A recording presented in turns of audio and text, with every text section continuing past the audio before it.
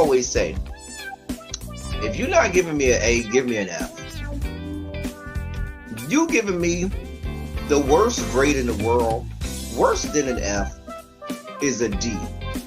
Because with the D, even though we love the D over here, you know which D I'm talking about. But with the D, oh, my coffee looks so good. It does. Compared That to don't even look like coffee. That's not even coffee. The way the whipped cream is running down the side of the coffee. That is over. The white stuff has run down the side of my face from time to time. That looks really good. Your coffee looks good. That's my coffee. If I drank coffee, I would drink that. That looks like coffee. Y'all hire clowns as if you were running a circus. So you get a circus and you hire clowns. Anyway, moving on. Take it from the people who play cards for him. He be cheating. No, I only cheat on Uno. Only Uno. Only Uno. Uno, Tuno, Luno, he is a cheater. Everything. If you cheat, See, they said you probably look. He said you probably do cheat. cheat. He do. If you ain't cheating, you ain't trying. I'm out of here. Bye. OnlyFans so that you can look at the longer videos and you can go in the comforts of your own little room at the boarding house, rent it home, grab your little Albaline and smoke it out for as long as you want it, playing it over and over and over, the long videos of Elite's long peen, because you have an infatuation with his long peen. I am certain that at this point you want him to shove his long peen somewhere inside of your body. I'm just saying. The devil and the devil was fucking up here.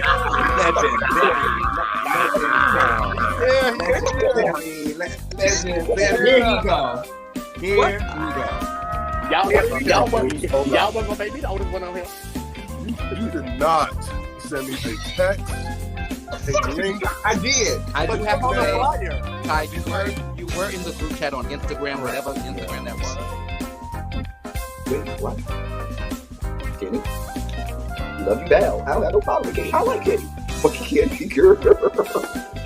Kitty girl. Kitty girl, we did not think he was nobody's straight. Neither did we think he was nobody's top. At best, verse. If I stretch, maybe if I stretch, I might give you first top. I'll stretch to give you first top. But you do know that we had already deduced that you like to have spoons dipped into your sugar bowl, right? We had already. I mean, I don't think with anybody. Even DeAndre, who professes that he's the top, and Archie, who professes that he's the top, they profess that he's straight tops. You ain't gonna get me to believe that they had a spoon dipped into their sugar bowl every now and then. The least about JG. Yeah, no, that's a tough one. Well, definitely what I like the most about David is y'all girls need to understand. Girl, you had a bust down. Girl, y'all had a one night stand. Y'all got drunk one day. Y'all had a one night stand. It was good that night because you was drunk. Probably if you was sober, you gonna be like, girl, this wasn't even that good. But girl, you was drunk as fuck or coked out or a combination of the two of them. Whatever the fuck y'all do down there to the LA. Y'all had a good bust down. It was what it was. You should have kept it moving.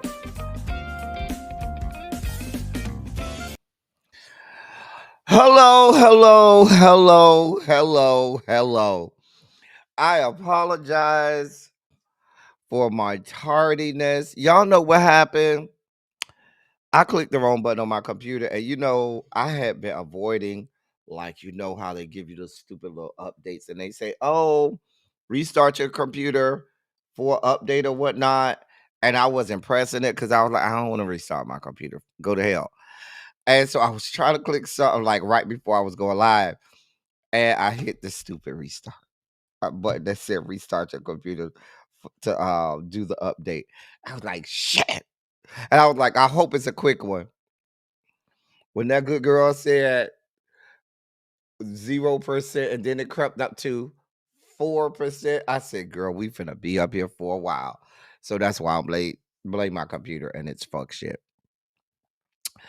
Anyway, y'all, what's going on? What is up? Welcome to Silly Saturday. I am L Teddy 27. It is time for us to be silly. It is Saturday. We are silly on Saturdays, and we do all of the fuck shit that we don't normally do during the week. We do it all on Saturday. We have a jam-packed silly Saturday. Today we have all segments today. We have no segments missing today. All segments are here today. Kornaki's Kaki's Corner. We have the new segment where you can win $25 if you can guess or if you can come up and sing the theme song for the show that I selected. So, and I think it's if you're of a certain age, it might be easy. If you're not of a certain age, it might not be easy. Now, if you come up here, I ain't saying you got to be the best singer, but I got to at least hear that you know the tune. You can't come up here and just read the lyrics because you could just be reading from the internet. You got to come up here and demonstrate that you know the actual theme song. I ain't saying you got to be the greatest singer, but I need to know that you know the theme song and aren't just reading the lyrics. I'm just saying. Anyway, we have a good year for this day in music. Listen, y'all, nothing is going to live up to the last this day in music we did was probably the greatest one that we've had so far. What we did 1993, yeah, that was Tuesday. That was probably the best top 10 singles of any of the ones that we've did thus far, from top to bottom. It's been some close ones. So y'all gonna argue with me now. You know, it's all depending on what you like, and your you know, your preferences. A lot of it has to do with age and what year you was born, and that gives you a propensity to like certain um music and stuff like that. Anyway, the point is, we got a packed show today. Packed. I got lit, and for our video breakdowns, I got caught in the baby sector algorithm. And so all of our video breakdowns are with babies and kids. It's because I got caught in that algorithm. Anyway, it's gonna be a fun time. Sit back, relax, get your coffee, get your snacks. Let's have a good time. Let's do it like only we can. Let me go ahead and sip my good coffee. Make sure it's extra good. Hold on. Oh, this is extra good. It's time for me to buy a new cup. Y'all see how it's peeling and stuff? That came well, it didn't come from the dishwasher. What it came from was before I put stuff in the dishwasher, I will wash it myself, then put it in the dishwasher. And so I think it came from me washing it because I be washing real hard and stuff. But it might be time for a new one of these. If this thing peeling like this, I don't like that. I don't like you peeling like this, embarrassing me and stuff. People looking at me crazy, talking about, oh, you drinking out of that? Yes, it still retains the heat and the cold. The coffee is extra good. Ooh. Oh, that's good coffee. Oh, God, that's good today. Anyway, if y'all ready to get this party started, put a Shondo in the chat. Let me say hello to y'all while y'all are doing that. Hey, DN4, what's going on? Hey, Tracy W, how are you today, my love? How are you today, beautiful? Xavier, I'm so glad to see you, sir. It's good to have you here. Hey, Universal Goddess, how are you today, my love? Sakba say to you too. Volvo, hey, Cooking. And laughing is what we will do today. We need a lot of laughs today. Hey, J Diva, what's going on? Lovely 31 Blueprint. How are you, beautiful? Hey, Tamara. Y'all know, listen, one thing I love about Tamara is going to be here, and Tamara going to be on time. Do you hear me? I love to meet some Tamara because she's always going to be here, and she always going to be on time. She going to have her regular seat on either the first or second row of desks, and is going to have all her supplies and everything together. Tamara is one of the good students. She have her pencils and pen. She got the little, pencil and pen box where she gonna open up her little box and take all her utensils out. She has her papers and folders nice and neat on her desk. She is one of the good pupils. Okay, we love you, Tamara. Mm-hmm. I don't know about Xavier though. Xavier, that's a whole different story. Baby, you just be glad Xavier come to school with a book bag, okay? Montrez, what's good, bruh? What is up? Hey, it's Honesty. How are you today? What's going on? Lil baby, how are you, sweetheart? Janae, what's going on?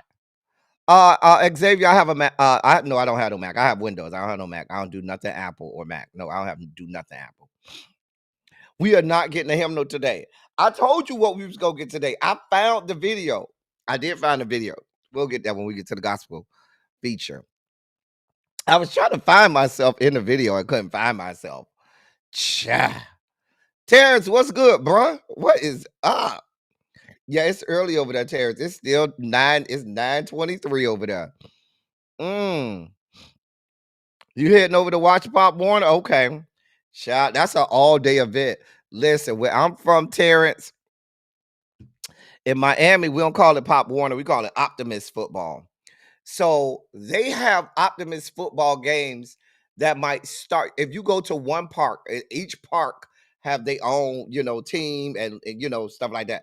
You will go to that park, and I promise you, they will be there from about 8 in the morning. Now, the first game might start about 9 or 10 o'clock in the morning, right? They're going to be there all day and through the night. I'm saying they're going to be there from about 8 in the morning, 8, 9 is when the first game going to start. The last game is not going to finish until like 10 o'clock at night. I'm not even making this up. And they're going to go all day long. And this is at dozens of parks all around Miami-Dade County. Mind you, it's going to be more people at these games than it is at some other cities' high school football games. I'm not making this up. You got everybody and their mama out there, the family out there, the gamblers and bettors are out there because we black. So we going to bet on everything, okay? We betting on the little kids and all. Baby, it's a whole ordeal in Miami. It's a whole situation, okay? We ain't going to even go to high school. That's a whole institution. But Pop Warner, or as we call it, Optimist football, baby, they don't play around with that in Miami. That's real. That's real down in my part. It's really real. Child, you got your entire life on what? What happened? I missed it. What I missed something in the chat. Hey, Catherine Powell. What birthday shots? We did birthday shots. Was that yesterday? I think we did a birthday shot yesterday for somebody. Child. Hey, Tracy C. You just got finished on that elliptical machine. All right. Get it, Catherine. Get it. Catherine says she gonna be fine for y'all. Y'all play around. Ciao. Ciao. I did not tell you was glad if Xavier had a pencil, had a book bag or a pencil. TJ, what's going on? Girl, I'm glad to see you, TJ. They be working you over there, TJ. Ever since you got that new job, TJ, they be over there working you, girl. But we glad to have you and glad to see you. Sit down, TJ. Have a good time, honey. We love you. Hey, Felicia Boo. Child, all the games be packed. Packed. My good friend is coaches the Littles, and I drew some plays for them. Okay. What pound? You got to ask what pound. Because in Miami, we got the Pee-wees, right? The Pee-wees is the smallest weight class. You got to be like 60 pounds and under. That's the Pee-wees. Then I think you got the Super Pee-wees. No, the Super Pee-wees, I think, is 50 or 55 pounds. I think it's 50 or 55 pounds. It's the Super Pee-wees. Then you got the Pee-wees. I think the Pee-wees is 60 or 65. Then you got the 80 pounds. After that, it's like 80, 85. Then you got the 105s. Then you got the 115s. Then you got the one, I think it skipped from 115 to 125 or 135. And then you got the 155, the big boy. And them they got like 7 or 8 different weight classes out there that be playing, child. They be serious out there. Child.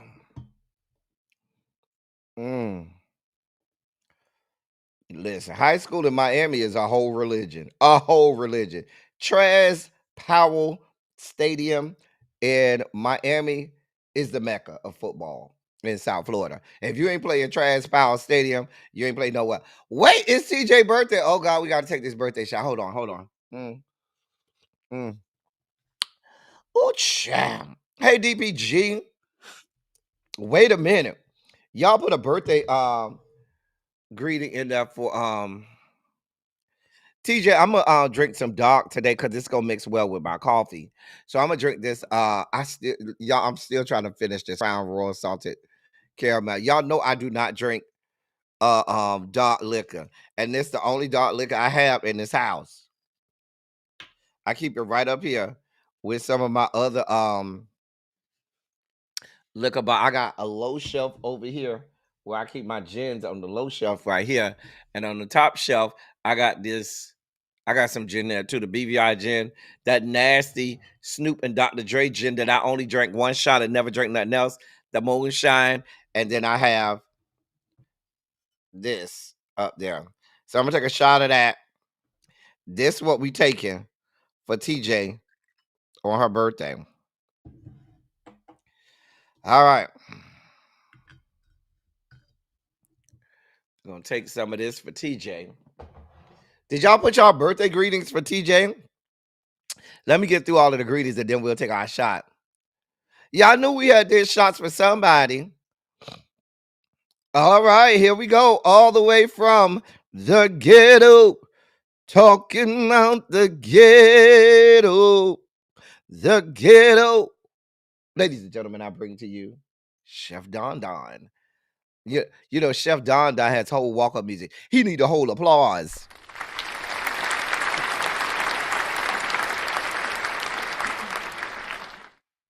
You feel better now, Chef Don Don? Did you get your appropriate intro, Chef Don Don? Hey, MVL. Hey, Boo. Ciao. Here they do it by age, not weight, until they get to 100 pounds. Oh, nah. And they do it by weight. Because little bodies don't like when big bodies sit on them. So you might be 11 years old and still over there playing with the 85s. Going over there, be 11-year-old playing with the 125s, 135, and then you over there get your life fucked up. Child. You know that I've had that royal that Crown Royal salted caramel with the coffee. It do mix well. It does mix well with the coffee. Hey, Sharice, we did a birthday shot the other day for Sharice too. They had some Crown chocolate. Oh, I ain't never even heard of Crown Royal chocolate. Oh, shots of green tea for little baby.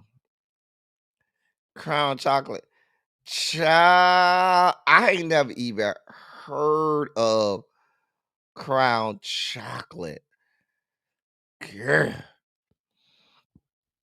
All right, let's take the shot and then we can get this party started. All right, how we say up to it, down to it, whatever they say, just do it. Happy birthday, TJ. Oh, oh.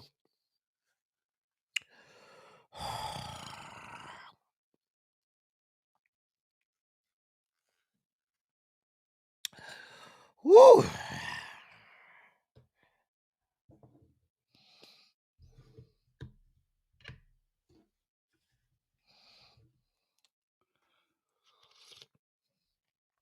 Ooh. Hey, drinks with D. Girl. All right, I think we ready. Y'all put a Shondo in the chat. Oh, girl. And we weren't ready. We ready now, honey. Oh. Oh, girl. Girl. I would say it's early in the morning, but technically it's the afternoon already. So, all right, DM Form put a Shondo in the chat. That's all we need to get this party started. Thank you, DM Form, because he ready. If y'all ain't ready, he ready, and I'm ready. Let's do it. Hey, MBN, thank you for that Shondo, because she ready too. All right. It's time for you know what? Y'all know what after we did Silly Saturday on Tuesday, Tasty Tuesday as we called it. Somebody got in my DM. I swear I be getting DMs from people. I don't even know who these people are. They don't tell me who what their YouTube handle is or nothing. They just get in my DMs and say, hey, da da da da. So somebody came in my DMs and said, I want you. They said I watch Silly Saturday all the time. I watch the replays. I love Silly Saturday. They were like, can you put the guy who you used to have on hashtag ABC go with God back? And I was like, really? She was like, and I just left it at that. Like, really? She put it this chat. She said, can you put the other guy who you used to have on the hashtag ABC segment? What do y'all think I should go back to the old hashtag ABC guy who used to be kind of looking down at us, all thugged out and stuff? Child. Some of y'all don't even remember. Child. Drinks with DC. I've been had my drink. Like Saturday college football and day drink. I know that's right. All right, y'all. So let's do it. Let's get it. This is one of my favorite segments, and we didn't have a lot of hashtag ABCs today, but we're gonna do the ones that we have and get it moving. For those of you new around here, hashtag ABC. You want to know what that means? You want to know what that stands for? ABC. A bitch can't. A bitch can't get a hit. A bitch can't get on the charts. A bitch can't get a Grammy. A bitch just can't. A bitch just can't. These were stories, headlines that we saw, and from the headline alone, we knew we just didn't have the time. A bitch just came. A bitch came. We didn't have the energy. We didn't have the bandwidth, the wherewithal. We didn't have nothing. We did not want to deal with it. Hey, Tiffany. So that's where our hashtag ABC segment came from, because a bitch came. And sometimes at the end of it, we just have to say, go with God. Go with God. Go with God, Crispy. Go with God. Here's our first one. When I tell y'all these people have now become escaped from reality mentally, the man is out here saying that if you invoke your First Amendment right to freedom of speech, as Charlie Kirk often would do, and mention anything he deems bad about Charlie Kirk's death, he's putting legislation up to have people's driver's license revoked. These people are escaped from reality. Escaped from reality.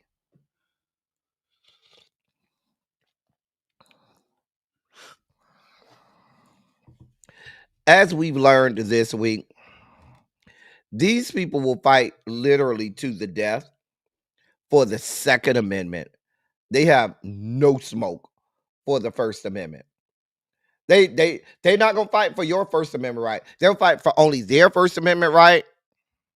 They're not gonna fight for your First Amendment right. But what they will fight for is everybody's Second Amendment, because that's all they care about is Second Amendment. First Amendment, only if it applies to them. Only if it applies to them. Second Amendment, oh, they're fighting for that. To the death, literally. These people are escaped from reality. This is in Louisiana. Like, these people are literally saying, if you observe your First Amendment right and say anything that you want to say about this man's death, that they're looking to come for your driver's license in the great state of Louisiana. These people are escaped from reality. I just don't know where y'all find these people at. I do not know where y'all find these people. But here we are. Here the fuck we are. Really? Hey, Really B. Hey, sis. Y'all know her team is Alabama Roll Tide. That is her team, baby. If you want to know what really B's team is, she's a Bama girl. She loves Alabama. She be over there talking about Roll Tide and stuff. I hope they lose. I don't like Alabama. She knows I don't like Alabama because she knows I can't stand Nick Saban. And even though Nick Saban is no longer there, I still can't stand Alabama. Well, look at who we have here. Hey, Paul. Trey finally let you up for some air? Mm-hmm. Child. Uh, she will be, little baby. She'll be crying till December because they are not good this year. They're not. Look at her. Look at her. Look at her. Child. Um, now we gonna keep really be lifted in prayer. Baby Papoose and Clarissa, nobody cares. Clarissa, we don't care that you over there getting that good sweet meat from Papoose on a daily basis. Leave us the fuck alone. Go away. Why are y'all here? Who's checking for Pap and Clarissa? Is anybody over there checking for Pap and Clarissa? I just want to know. Are y'all over there checking for them? Is this a thing? Are we over there checking for Pap and Clarissa? I'm just wanting to know. Maybe y'all needed to know that he claims that this is the best thing that ever happened to him.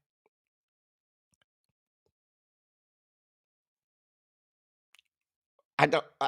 Anybody? I'm just waiting for somebody to tell me that they checking for Pap. Little baby, you checking for him? TJ, you not checking for him? Oh! Chef Dardon is so disrespectful. I want them both to go away. We don't care.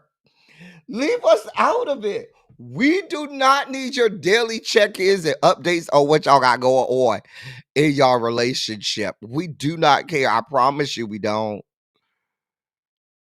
Ma'am, sir, go the fuck away from us, okay? Please, please, please go with God. Go with God. Go with God, Crispy. I saw this one, and you have both Sexy Red and NBA Youngboy on the same. I feel like I need a penicillin shot, and we all gonna need one. Just looking at this screen, with sexy skank, Sexy Red, and NBA Youngboy. I need a penicillin shot. I really do. Like and I know they were joking, but how many of us believe that after the cameras went off, she went ahead and let him slide his meat stick into her box? How many of us just know that she said, let me ride that donkey, let me ride that donkey? How many of us know full well it do look like an STD ad, Tracy? How many of us know that he dipped his spoon in her sugar bowl right after the cameras went off? Hey, say Vaughn. I mean, let's be clear. They're over there on the internet this week arguing, talking about NBA Youngboy is the best looking rapper in all of rap. Said his face card is the best face card in all of rap. And I was like, wow, this is what we've devolved into. I cannot. I cannot. Like I just like I just feel like just a myriad of diseases just splattered all over everybody's computer screen as soon as this shit came up. Like I just don't understand. Child, I cannot. Y'all got a lot going on. Y'all have wait. This is Xavier's generation. Xavier, these are your people. Don't try to Mm-mm. Don't try to separate yourself from these people, Xavier. If we got to claim our pariahs of all of our respective generations, you got to claim yours, Xavier. The problem is Gen Z has more than their fair share of pariahs. Do. Hey, tacos and tequila.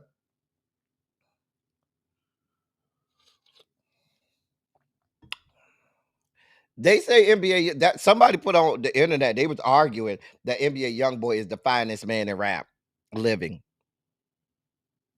I don't. I'm not doing this with y'all. Mm-mm. Right, gonna birth a new pandemic, right? I cannot. I do not have the energy. Tacos and tequila. You see this shit? I don't have the. This is why it's in the hashtag ABCs. I don't want to know. Mm-mm. I don't want to know. I don't want to know if you and me keep it on the low. Ow! We got to move on before we catch something. Listen, I don't even want to tell y'all to go with God because I'm not going to do that to the man upstairs. Just go somewhere. Don't go with God. Just go somewhere away from us. It's time to delve into the dossier. It's time for us to do this swan dive, Y2C and stanky leg into today's dossier and see what the dossier has in store for us. Look at Xavier. Xavier! Yeah, he's not one of them. There's some cute Gen Z rappers. There are, but it wouldn't be Xavier. Hey, Jeannie. All y'all Virgo babies out here.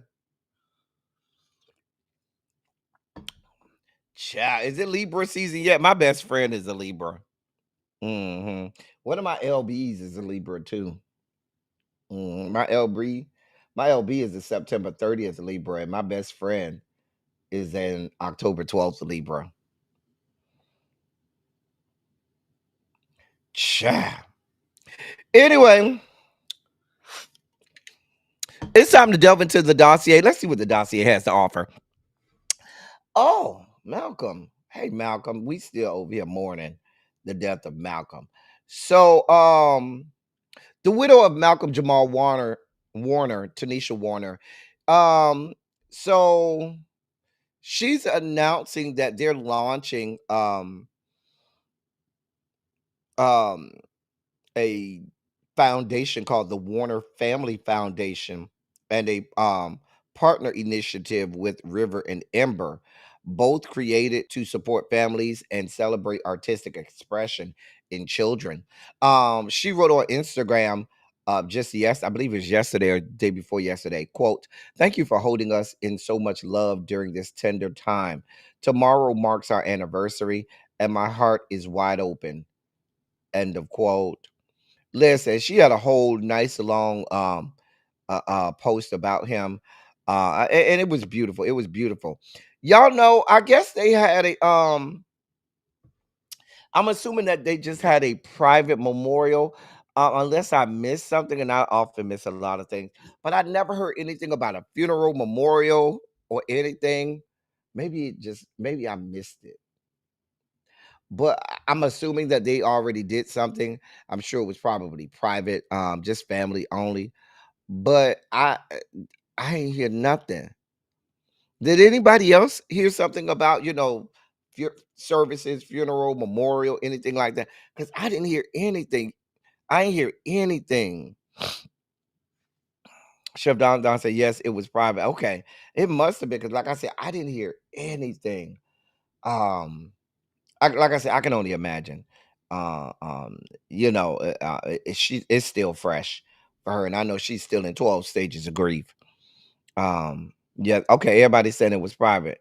Um, they kept everything quiet. Okay, yeah, because nothing leaked to, at least not from what I didn't. I try to stay informed, but I didn't see as I was looking. I don't remember seeing anything about what was taking the services or anything.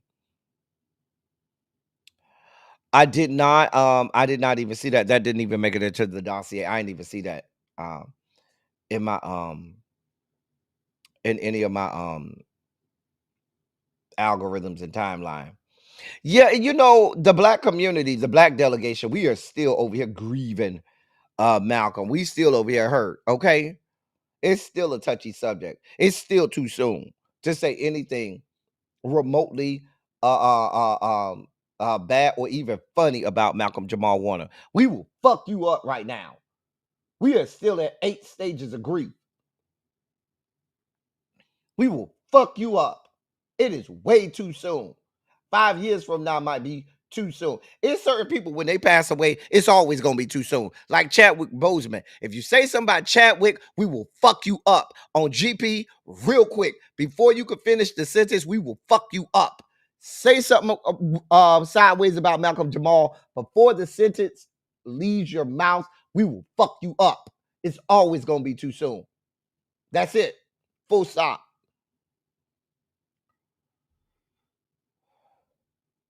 Always gonna be too soon. Don't ask us no questions. Ask us no fucking questions, because we will fuck you up. Play with it. It's certain individuals, it's always gonna be too soon. We always on go. If you mention their name, say it. Say it. Say it. What? Say it. I dare you to say it. I dare you to say it. I dare you to say it. Because we will fuck you up. Will.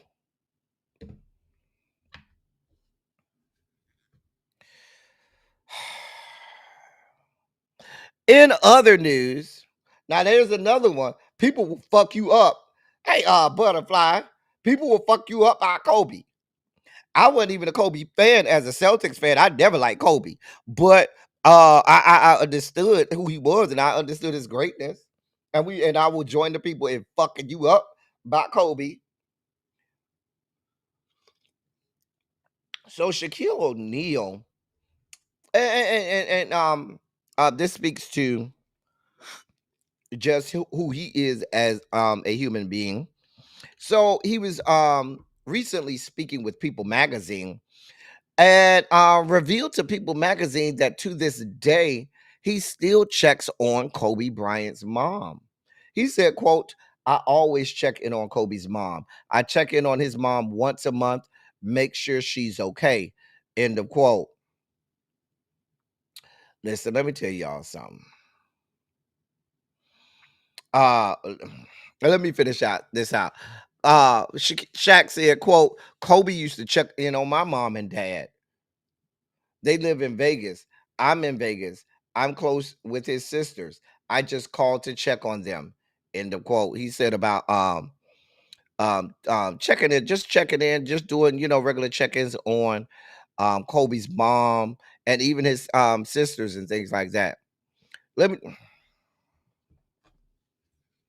I'm gonna say this, and y'all could just be as mad. Y'all could just get upset with me and be as mad as y'all want. Okay, some of y'all was here with me. Some of y'all been here long enough to be here with me when Kobe actually died. Some of y'all been here long enough with me and was here when Kobe died and when we covered his death and the aftermath of his death. Some of y'all been with me that long. Some of y'all been here with me that long. Hey, Ellen V. I told y'all back then, and I'm going to say it again now, that Vanessa Bryant, I never saw it. I don't see it for her. I don't see it for her. It's well known in the NBA circles that Vanessa Bryant wanted no parts of Kobe's parents. None at all. None at all.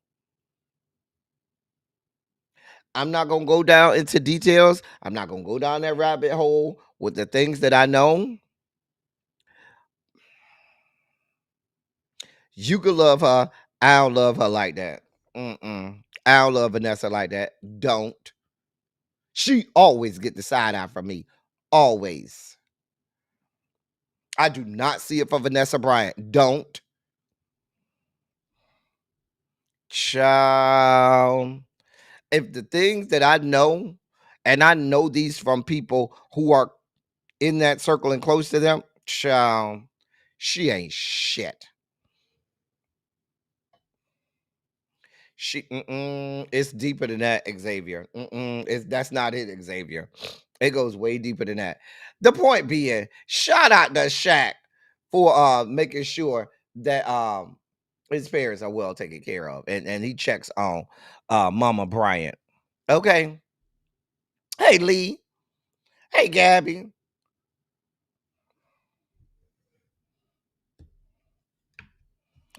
It goes deeper than that, Gabby.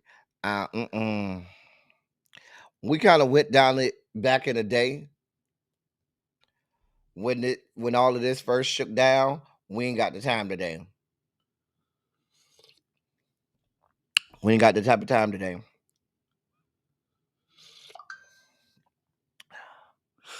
But just know there's a lot of stuff that Vanessa got going on, and it don't just involve Kobe's parents.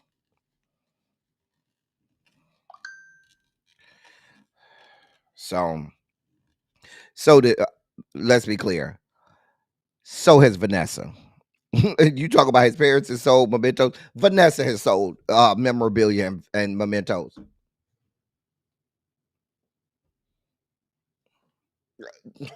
She sold. What are we talking about here? I ain't going down that road. Not with Vanessa. Not today. I don't have time to go down this road with Vanessa today. I don't got time to argue. Hey, Peaky Tiki. This type of time. Do not have this type of time. Don't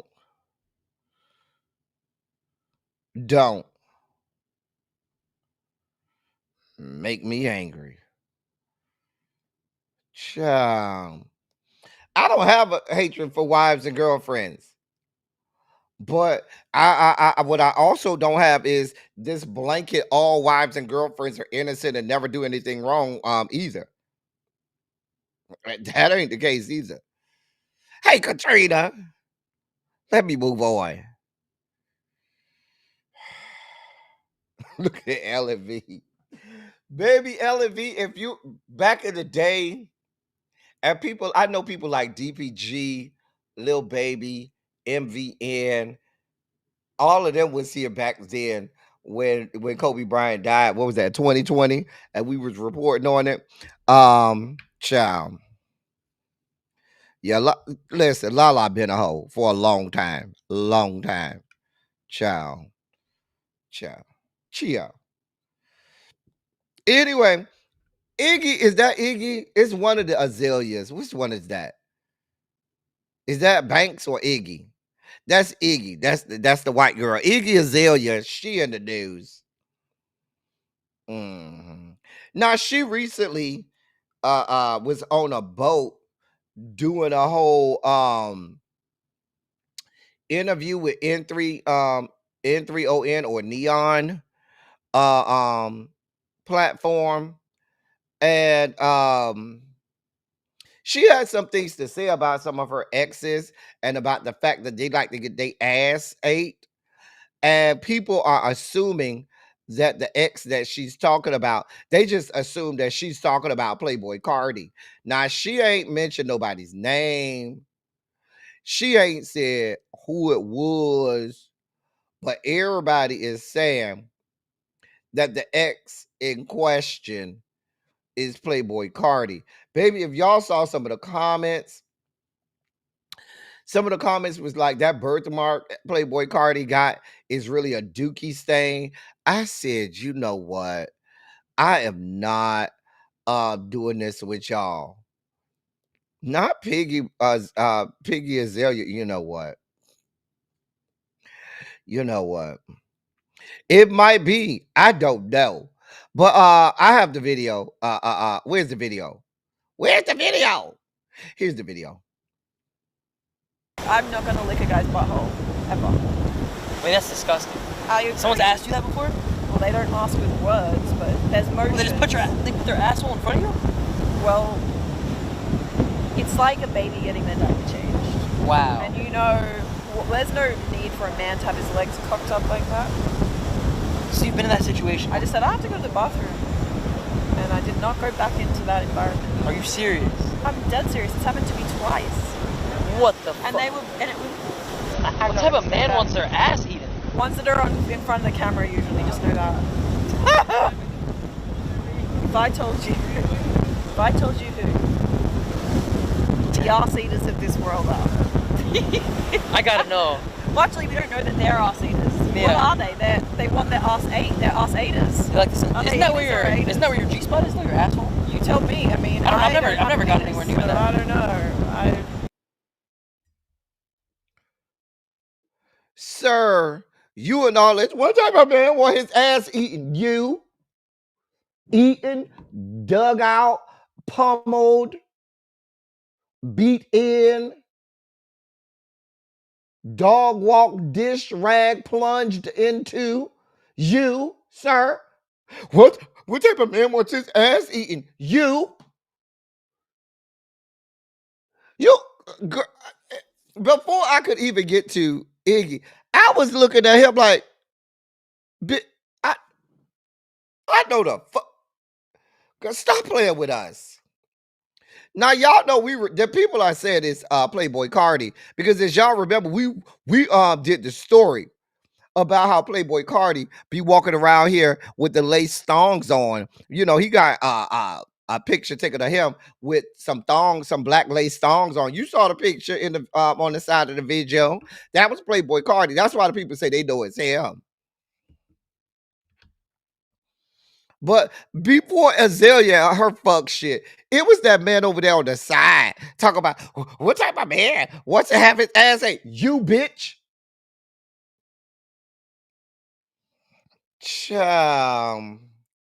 Everybody like a little ass eating. Girl, I just cannot. I cannot.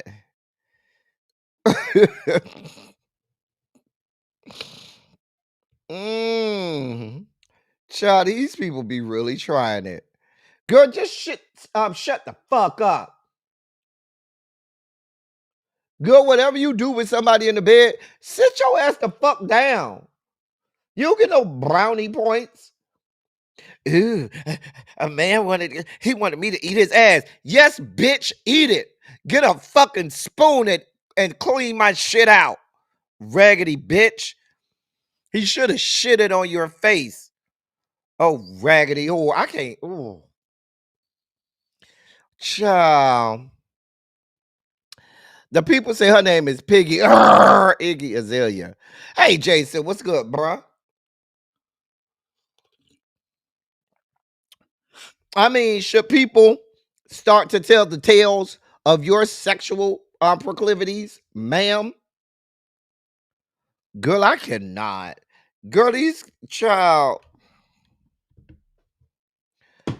people get on my fucking nerves. Let me move on. I don't even want you to go with God. I want you to go to fuck the hell.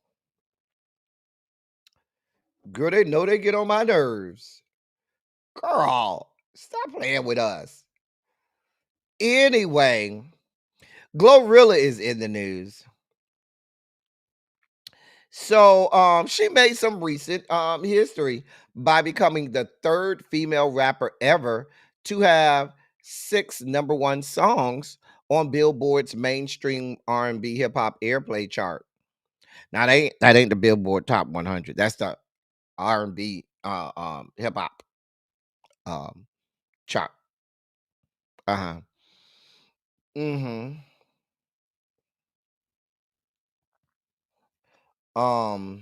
Yeah. So her newest hit over the summer, Typa. I don't know. I think that's Typa or something like that. I think it's called or whatnot. Well, it reached number 1 on the Billboard's mainstream R&B hip hop airplay chart, making her the third woman to have 6 number 1 songs on that chart. Followed behind Nicki Minaj and that whore Cardi. Congratulations, Glorilla.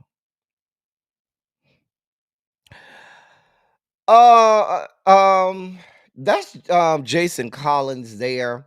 So the entirety of the Rainbow Coalition compound, especially the G corridor, and absolutely the black wing of the G corridor of the Rainbow Coalition compound.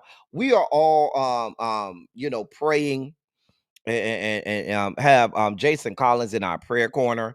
If you don't remember who he is, Jason Collins was the first openly gay NBA player, meaning he did not wait until he retired or wasn't picked up by a team and forced into retirement. He was actually on an NBA team, came out and still played after he came out of the closet. And he's over the years received monumental support in his just being who he is. And so, as you know, he has a twin brother as well. But Jason was recently diagnosed with a brain tumor and is about to undergo treatment for said brain tumor. We're certainly praying for him that they can have that he can get this taken care of and be back on the road to recovery. We certainly wish nothing but the best for him. And he was actually the first out gay player in any of the four major American sports. First out gay player in any of the four major American sports. And it was a monumental situation back when that happened back in 2013. I remember it was like a big deal back then. But certainly, like I said, we are praying for him, um, that he has a speedy recovery, and that he can be on the right side of his of good health. Certainly, we'll keep him uplifted in prayers. Come on, Silky Saturday, yes. Hey, Spicy Original. And with that being said, ladies and gentlemen, non-binary gender conforming members of our audience, I bring to you the late great Larry Myers, boy, Larry Myers, to help us usher in our Sugar Spike segment.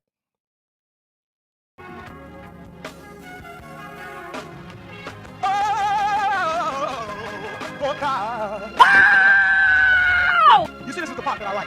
Major Sugar Spike. So long, well, I want to fight. That he gave his only begotten son. Major Sugar Spike. And shall ever believe. Major Sugar Spike. They shall not perish, but have everlasting life. Taste the biscuit. Jesus! I wish somebody help me. Jesus. Thank you, Larry. So I told y'all these people weren't shit. And all they wanted to do was come for this black woman, right? Because there's an all-out attack on all things black. Certainly there's an attack on anything being a black woman. I told y'all there was no merits to any of this. This was all an attack and their attempt to fire this black woman. Well, if you recall backstory, the Trump administration said that they were firing Lisa Cook, one of the governors on the Fed bank, because of mortgage fraud, and their rationale was that she was claiming two residences as her primary residence, which they said could technically be deemed as illegal and be mortgage fraud and would be the basis by which she should be fired from her position. Right? Lisa Cook stood firm and said, what the fuck are y'all talking about? This, y'all are firing me unjustly. You don't even have the power to fire me. I don't even know what this is about. This is just something y'all just trying to find anything that you can find to stick against the throw against the wall that will stick, right? We reported just the other day that a federal judge came right out and said, no, you have to give her job back. She will be put back in her position. She will be able to do the um full functionality and fullness of her job until such a time as this entire case has went through the full adjudication process, the full legal process, and been adjudicated through the legal process. Well, and that was the other day. Well, here's your update.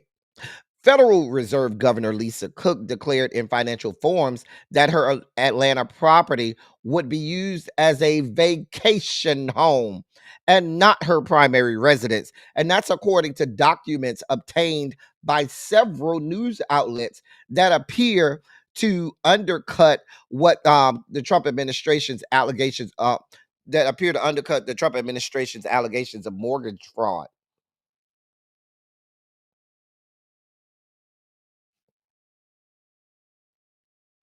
They tried to fire this lady for a made up some made up shit. Now, Lisa Cook had repeatedly denied the allegation that she was trying to pass the Atlanta residence off as her main residence for financial gain. She had repeatedly denied it. The Trump administration would hear no parts of it and ceremoniously tried to fire her. So people went and found the documents. A loan summary from Bank Fund Staff Federal Credit Union in May of 2021 reads, quote, property use, vacation home, end of quote. That's what the property is listed as. Additionally, public records in Fulton County, Georgia, reviewed by several news outlets, show that no tax exemptions available for a primary residence were ever sought by Lisa Cook.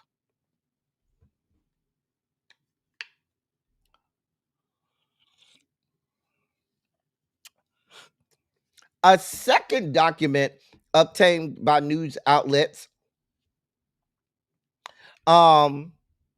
which was Lisa Cook's questionnaire for national security positions.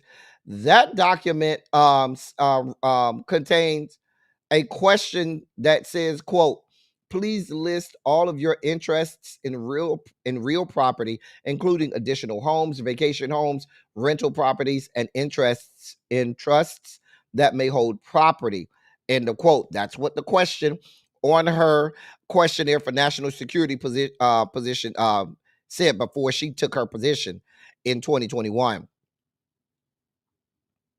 I'm sorry, in 2022. But she answered. She filled this out in late 2021. When she responded to that questionnaire, she said, in her answer, quote, second home, end of quote, and gave the address to the Atlanta property. Basically, there's no validity to any of the fuck shit that these people were trying to pin on this woman.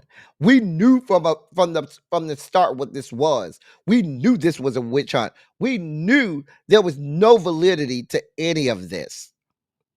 They thought that this black woman was not smart.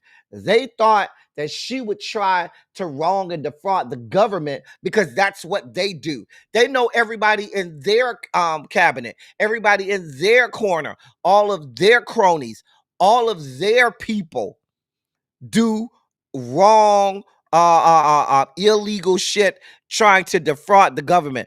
That's what they do.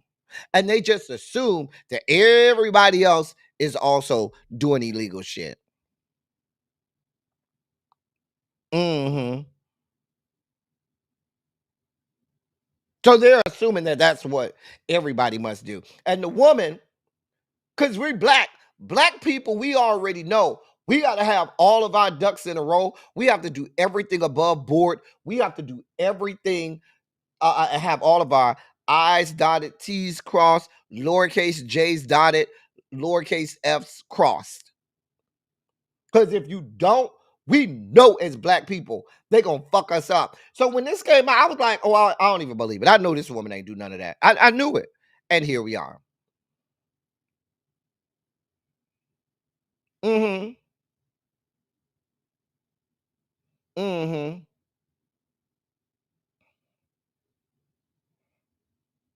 But even if that's the case, tacos and tequila, she properly said, this is a second home. This is my vacation home. And did not take any tax benefits from that home. There was nothing to this from the beginning. We stand with you, Lisa Cook. We stand with you. And we glad that you did not bow out and say, I'll be right here at my desk if you should need me. All of y'all that's been around here. Oh, what about the wife? Oh, what about the children? Erica Kirk, wife to Charlie Kirk, is out here and basically declaring war on everybody. Now, I don't know who she declaring war on. Ma'am, she had a lot of venom and vitriol talking about battle cries and shit. Ma'am, the left had nothing to do with this. You go over there to the MAGA tent. Go over there with your people and argue with them. Leave us the fuck alone, because she had a lot of smoke for people. Here's what she had to say. The evildoers responsible for my husband's assassination have no idea what they have done. They killed Charlie because he preached a message of patriotism, faith, and of God's merciful love. But they should all know this. If you thought that my husband's mission was powerful before, you have no idea. You have no idea what you just have unleashed across this entire country. In this world, you have no idea. You have no idea the fire that you have ignited within this wife. The cries of this widow will echo around the world like a battle cry.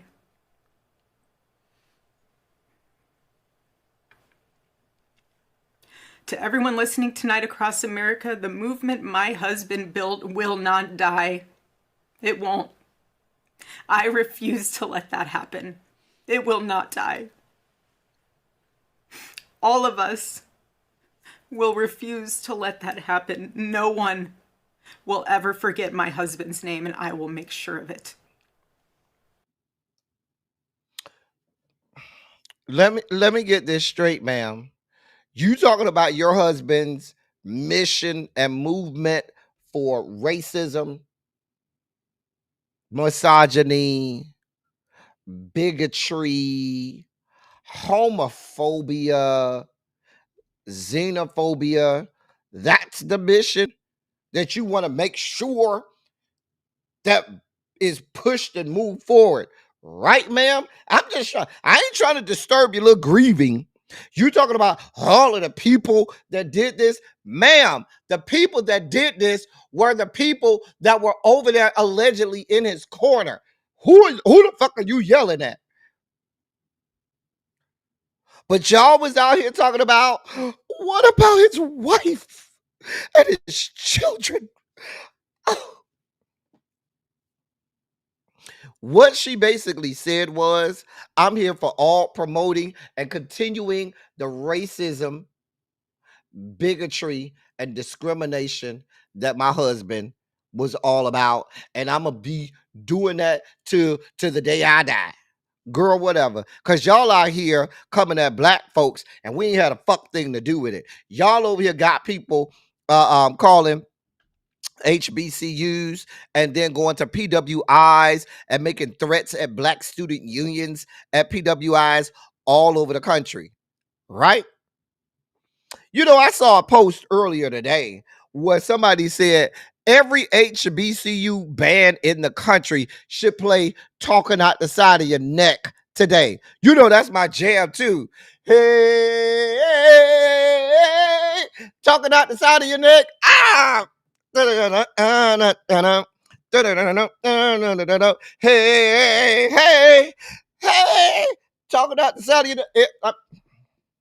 Because that's where we at with it. I don't feel no types of ways. Because y'all over here threatening us. We told y'all we wasn't there. We told y'all we have a fuck thing to do with it. Ain't nobody in no fucking Utah. Not us. Not our black asses.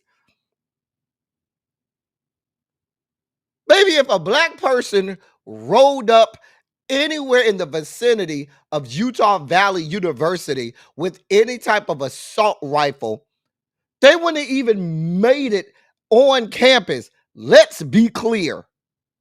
But y'all had us wrapped all into it. Baby, I want them all. I want every black band in the country just to all at the same time play Talking Out the Side of Your Neck. Too soon? Not for us. It's never too soon when y'all kill us. When y'all got us hanging from trees. Your wife just said she's going to continue his mission of racism, bigotry, discrimination, homophobia, xenophobia, misogyny, and all of that shit. Well, baby, if it ain't too soon for her, it ain't too soon for us.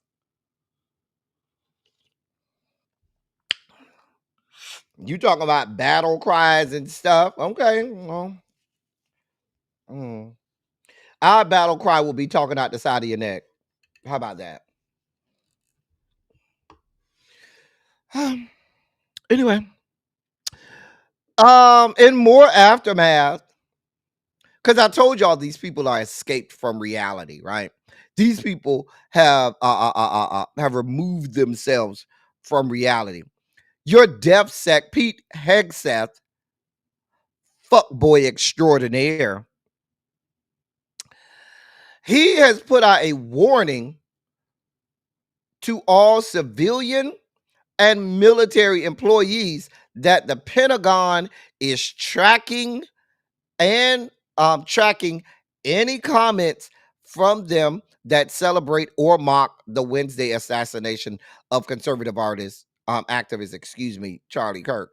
He said on social media the other day, quote, "We are tracking all these very closely and will address immediately. Completely unacceptable." End of quote.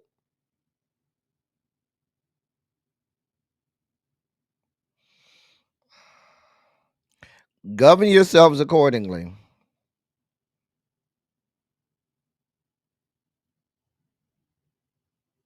Please govern yourselves accordingly. I ain't want y'all to not know.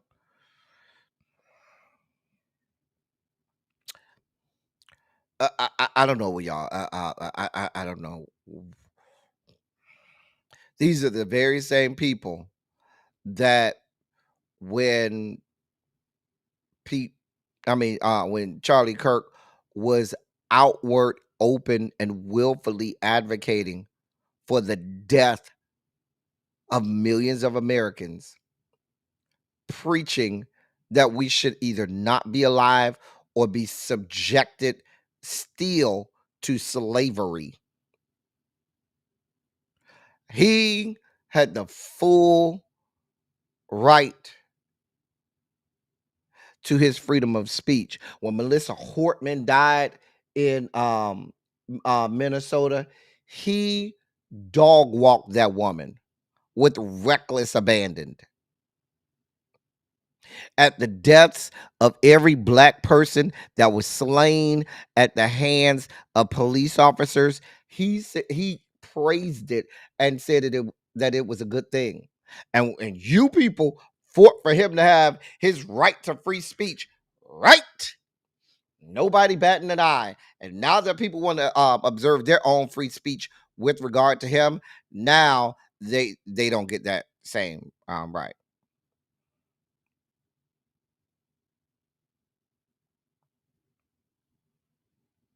I'm just making sure that I got this right. Here we are. Here the fuck we are.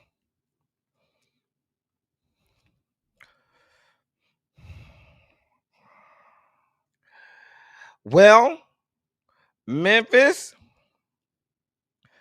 Memphis. Now, y'all know, let's talk about your president and this National Guard situation. I told y'all he was screaming Chicago, Chicago, Chicago, Chicago, knowing that it was not going to be that easy for you to say, let me roll up into a blue city in a blue state. It don't work like that. The National Guard does not work for you. The National Guard works for that state governor. You can't just roll up in a state like that. It was just deemed illegal by a federal judge for him to be in Los Angeles talking about he had National Guard troops there to do ICE raids. That was illegal.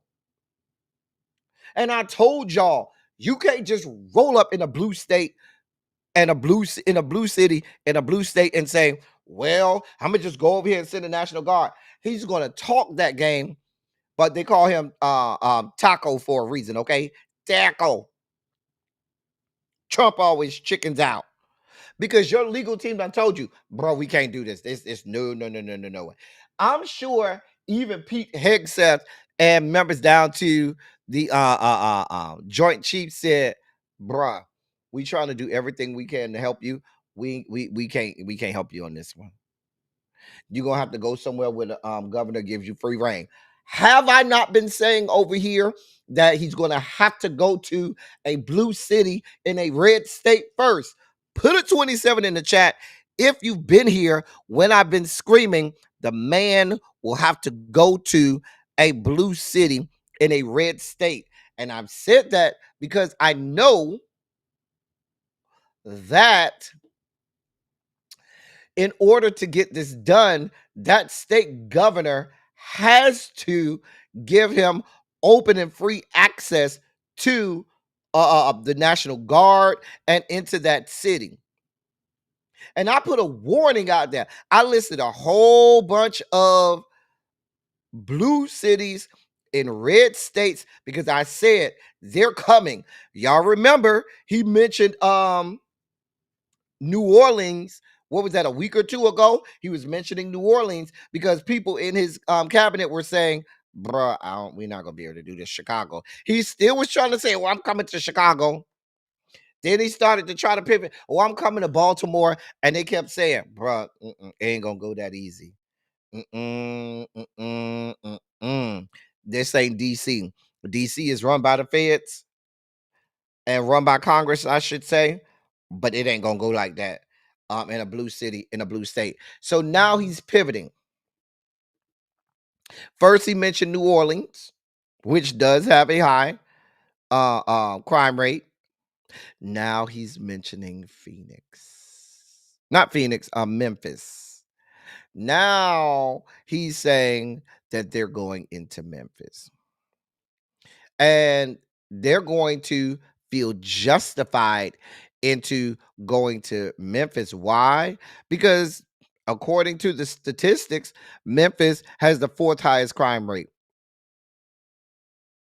in 2024. I think this the top three were Jackson, Mississippi at number 1, Birmingham, Alabama at number 2, and St. Louis, Missouri at number 3. And then Memphis, Tennessee is number 4. I should remind you that list of top 4, Jackson, Mississippi, Birmingham, Alabama, St. Louis, Missouri, Memphis, Tennessee, all blue cities in red states. All cities with huge black populations. Now, the mayor of Memphis, I know Tarshell is out of the Memphis area. Symmetry, are you over there in Memphis or in Tennessee as well? But the mayor of Memphis, Paul Young, had some gave a statement just yesterday. We know the National Guard is coming. My plan is to make sure that as mayor, I'm able to work with this community, with the governor, with the federal government, to ensure that the support that is provided supports the initiatives that we know work and not distract from our law enforcement efforts.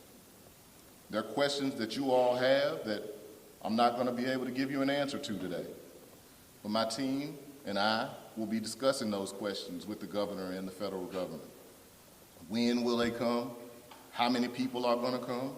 How long will they be here? What are they going to wear? Where are they going to be geographically in the city? What assignments will they have? Those are all questions that we have and that we are going to work through together as a community. And the group that you see here today, as I mentioned earlier, it represents a diverse range of Memphians. I can tell you there are some that support it and some that don't. But we're all right here together today. Because one thing we do have in common is a love for this city. Yeah. President Trump this morning on Fox and Friends said that you were happy about this. Would you say that that statement is accurate? Yeah, that was an overstatement.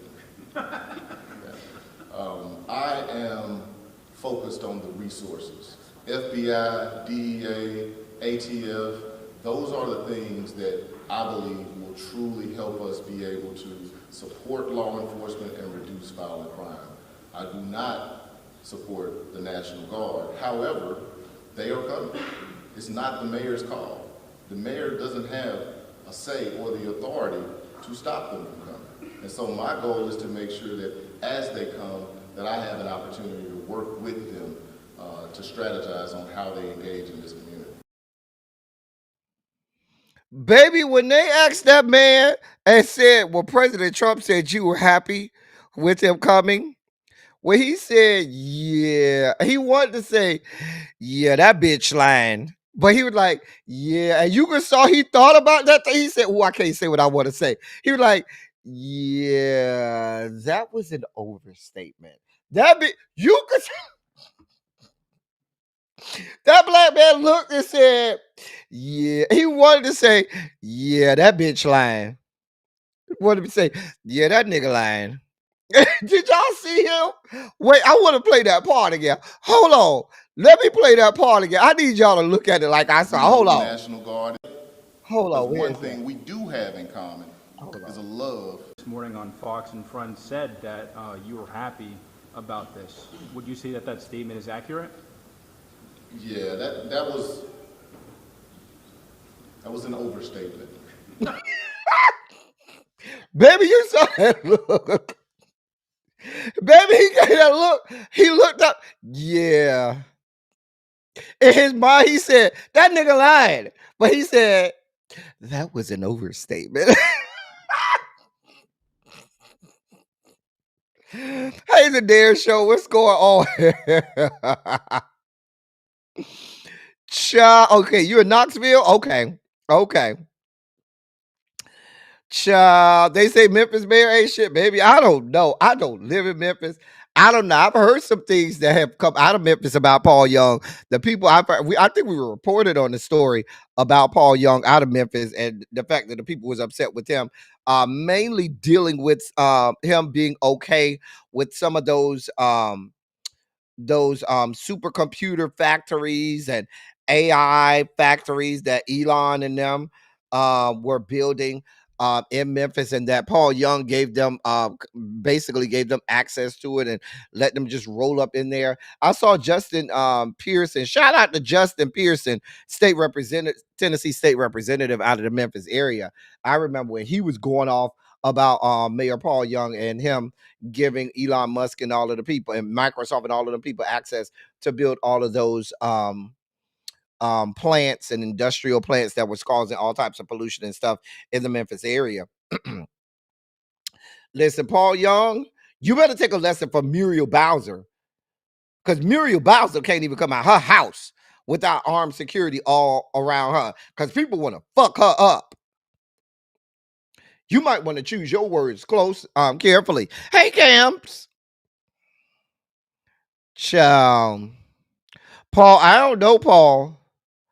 Paul, if you ain't got no say so and you ain't got no choice in it, you should have just came out and said, I don't want them here at all. I don't want none of them people here. We can handle this. But here we are. Paul, the people looking for you. They said that that wasn't a strong enough statement from you, Paul. Uh-huh. Uh-huh. Anyway, listen, Memphis, we'll see, because he said he was going to New Orleans. He ain't went there yet. He said he was going to all these places and ain't went to none of them yet. Now he may very well go to Memphis because Governor Bill Lee, he ain't shit. He's a lapdog. He's a personal fluffer for Donald John. You see him in the middle. Governor Bill Lee, he's a personal fluffer for Donald John. So I have no reason to believe that he won't give full unfettered access to Menacee. No, I said Menacee, god damn it. To Memphis. I said Menacee, god damn it. To Memphis, Tennessee. For President Trump and whatever he wants to do. And give him full access to the National Guard, Tennessee National Guard. I could see them coming to Jacksonville. And I got a lot of I got family in Jacksonville, actually. I'm in Jacksonville, shoot, so many times I can't even tell you. Anyway, we'll monitor the situation. In more gerrymandering news, now this slid under the radar. They ain't talking about this, and this actually happened over in the great state of Missouri. The Missouri Senate passed a new congressional map yesterday that will likely give Republicans an extra seat in the House of Representatives in next year's elections. Republican Governor Mike Kehoe pushed for the maps, and he is expected to sign the map into law in a couple days. Now, the district that will be affected, the blue district that will be affected, is the district belonging to U.S. Representative Emanuel Cleaver. His district is being split in two. Emanuel Cleaver is a black man. His district is being split in two, and being split into two majority Republican districts, and now his one blue district has now been split into two majority Republican districts. He'll be out of a job. Meanwhile, back at the ranch, I should tell you, Emanuel Cleaver, born October 26, 1944, he will be 81 next month.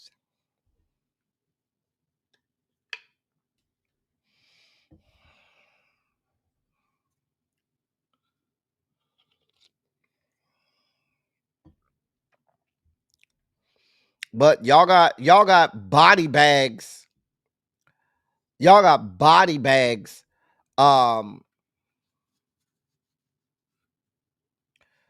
In the seat.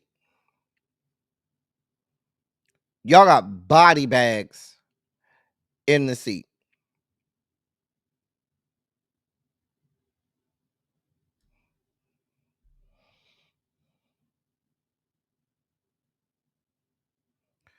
Here we are.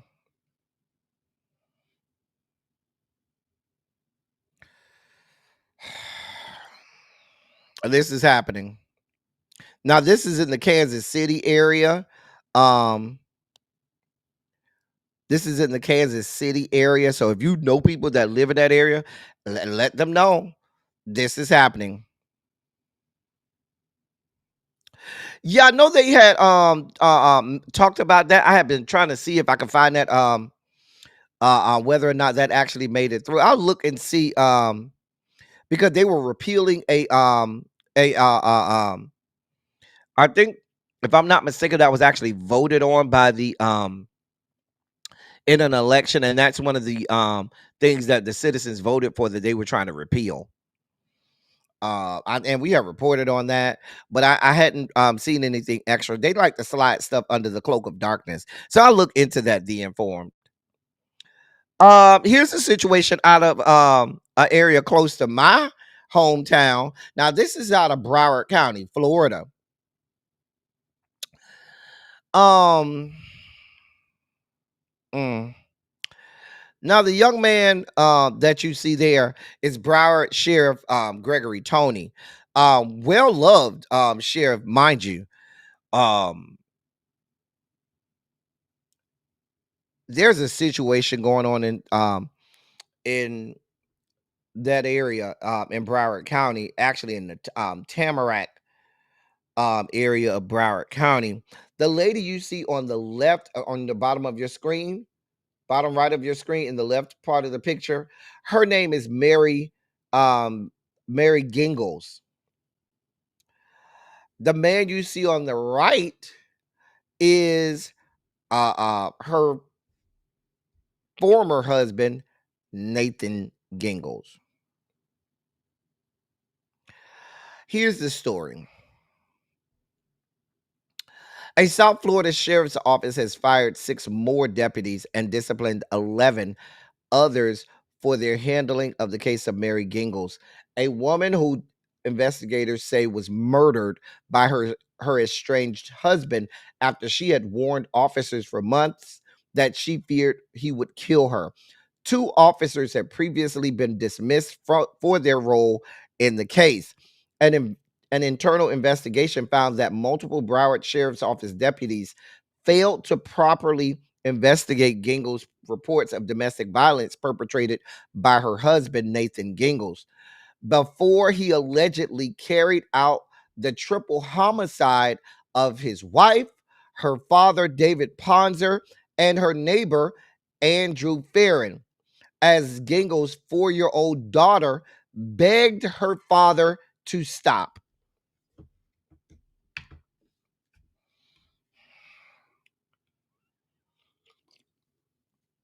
I had to take a pause there, y'all. That's a lot. Now, believe it or not, Nathan Gingles pleaded not guilty.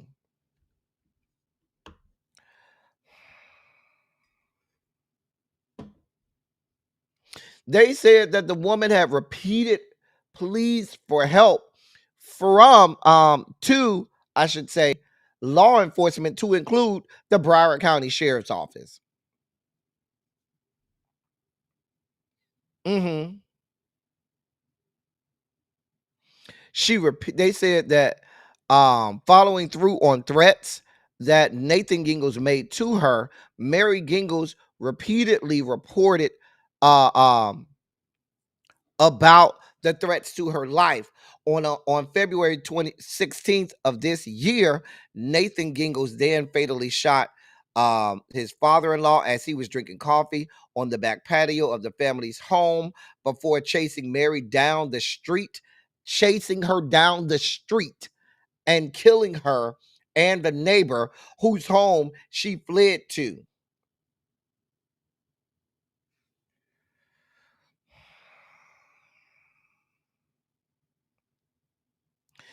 Broward Sheriff Gregory Tony, who you see in the top left, he said in a statement, quote, we had multiple opportunities to protect Mary during the months preceding her death, and she alerted us to the domestic violence she was experiencing. The deputies and detectives assigned to investigate these cases failed their training and ultimately failed to handle Mary's repeated cries for help with the urgency required. End of quote. Now, according to an investigation by the Miami Herald, in the year leading up to her murder, Mary Gingles had confided in friends, family, and law enforcement that she feared her estranged husband would kill her. He repeatedly violated restraining orders, barring him from the family's home, terrorizing his wife by putting a tracker on her car, and leaving a backpack full of supplies like duct tape and zip ties in the garage.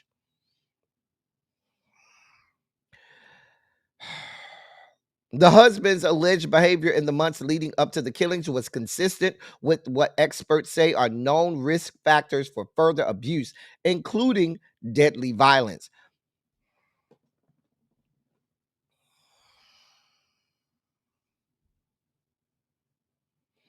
What are y'all doing over there in law enforcement?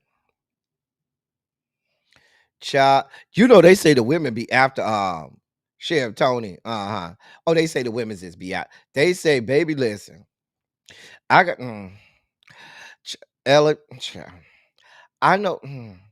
Let me just Ellen V. Just know, I know somebody that done went down that road. We'll have to tell those stories in a members only chat. Remind me in the members only chat or in the members only live. I could tell you that story. But I know some. I know some stuff, Ellen. Ellen, I know, girl. I know. But the question is, if this is going on all of the time, you know, if they're not believing this white woman, you know what our black asses get. We call and say, hey, I feel in danger. They're like, okay, I'm writing it down, and they keep it moving. What the fuck are y'all doing down there in law enforcement? It's so bad that they had to fire 8 people. They had to fire 8 sheriff's deputy and discipline 11. All of those people, there's a total of, that's a total of what, 19 people down there to the sheriff's office that ain't doing a fuck thing. And now 3 people are dead. And a child is probably permanently traumatized because she had to watch her father murder her mother. Child.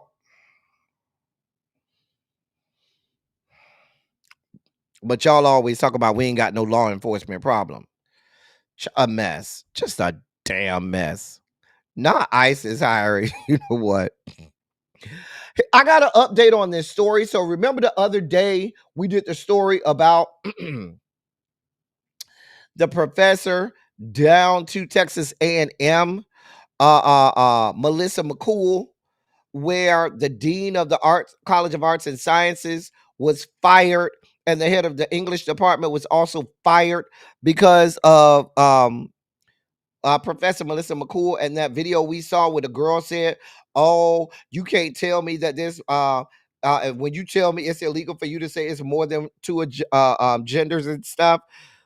We watched the video the other day. Well, they done got around to Professor McCool. That's her you see right there. She's been fired. This is Texas we're talking about. Yeah. Yeah, she's been fired.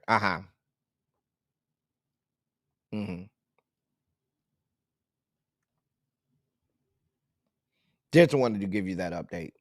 Yeah. We knew they were going to get round to it. When they fired the dean and the department head, yeah, we knew they was going to get round to you, ma'am. You knew to go ahead and freshen up your resume right there, man. This is the great state of Texas. Well, they would not have you preaching this kind of stuff. They don't have that fuck shit in Texas. No.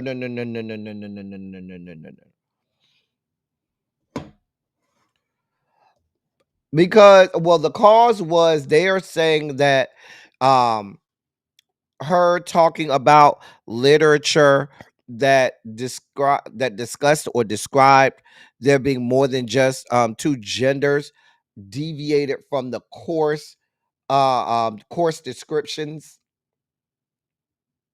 and that was and the fact that she deviated from the course description, that was enough for them to fire her.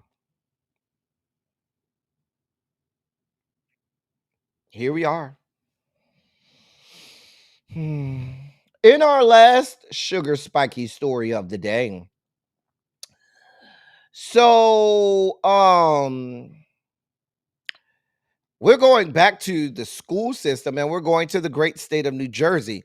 Let's listen to this one. An out New Jersey assistant principal sued his school district after his boss allegedly told him to, quote, leave the gay at the door, end of quote. David Francis Moorer, a former administrator at Cherry Hill East High School, believed Principal Daniel Finkel singled him out over his sexuality when he made the remark last year. In a letter to the school superintendent, he considered the comment a demand that he conceal both his gay identity and his Jewish heritage. Now, David said, quote, "To me, this statement appeared to suggest that I should, at minimum, reflect on whether I am being too public with my identities and should ratchet back the extent to which I discuss them and or make reference to having a husband." End of quote. When the school year ended, David's contract with the district was not renewed. Now he has filed a lawsuit in Camden County State Superior Court. The lawsuit alleges he faced discrimination and ultimately was punished for being a whistleblower reporting concerns to the district. The lawsuit says, quote, "At its core, the case underscores the essential role of whistleblowers. A plaintiff's protected conduct embodies the vital role that whistleblowers play in upholding accountability and ethics in the workplace." End of quote.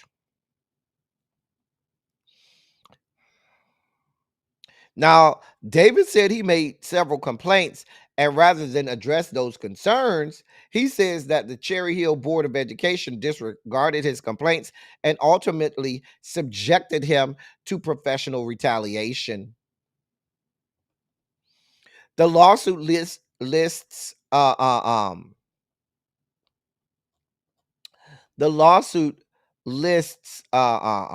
the principal of Cherry Hill East High School, Daniel Finkel. It also lists Superintendent Kwame Morton and District Human Resources Director Diane Lieber as among the defendants.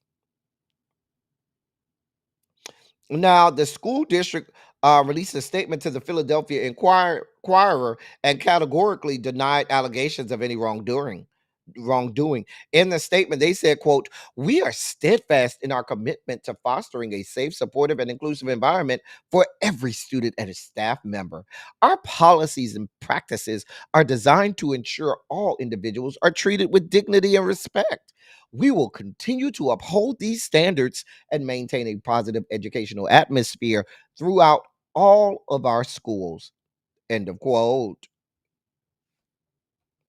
Now, lawyers for David noted that a student walkout occurred in protest of the district not renewing his contract.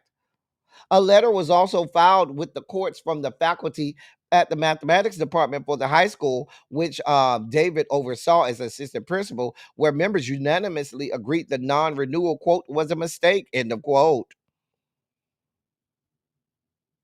David worked at the school for 2 years and has since taken a job as an assistant principal at Central High School in Philadelphia. Y'all see what this is. I told y'all we were going back to the times where it was not okay to be gay anymore, where they were going to force people that are LGBTQ plus back into the closets that we were in pre early 2000s. Like even in the early 2000s, you had to be closeted in the workplace, in schools, out in public, because it was not a safe place, because you could be fired, because you could be told, like the lawsuit said, leave that gay at the door. We don't want none of that here. We don't want you here and you talking about your husband or your wife. No, we don't need none of that. Everybody else can talk about their husbands, wives, family, and everything. No, we don't want no parts of that. It's a detriment to children, according to them. Here we are. Here the fuck we are.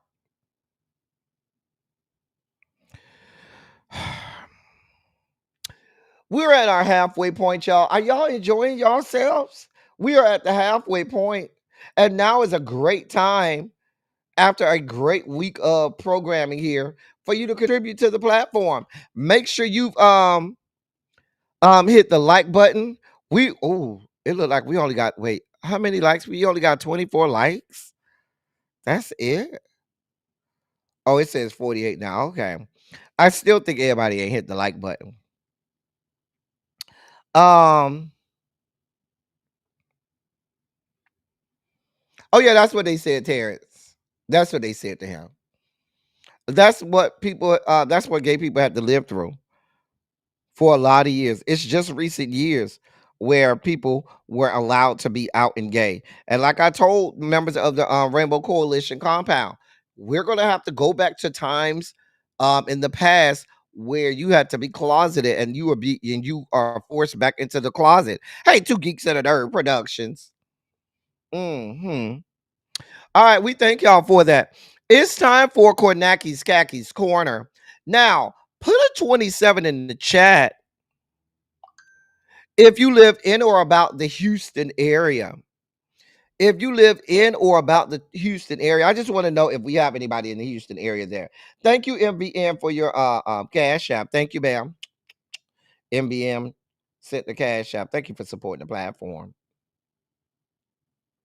Put a 27 in the chat if. Oh, it's life, Terrence. It actually is. Um. Oh wow, I thought we had more Houston people. I know Quake is over there, and I believe Quake is in Houston, or is she in Austin? But I know we got some Houston people. They just may not be here today. So we are in our Kornaki's Khakis Corner today. We're going to be looking at the great state of Houston, and we're going to look at the Texas's 18th district congressional race. Now, this was the district left vacant after the death of Sylvester Turner, former mayor of Houston and now deceased U.S. representative for District 18. That was the seat that was vacated by Sheila Jackson Lee upon her death that Sylvester Turner won. And we know he died like a day or two after. I think it was the same night that President Trump did that joint speech before Congress back in February. So we're going to look at some of the candidates now. The candidates that I'm going to show you today, I'm going to show you all of the declared Democratic candidates. I'm going to show you one Republican candidate who, I mean, no Republican in this district has an ice cube's chance in hell of winning, but the highest, the Republican candidate that has the highest percentage, I guess I'll say, or the closest to winning.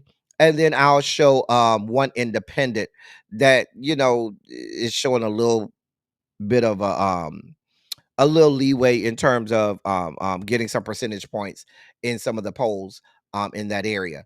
Now, this is a heavily contested seat in the Houston area for their District 18's congressional district. All right. So first we have Ebony Rain Eatman. Ebony Rain Eatman. She is a community activist. She's running as a Democrat.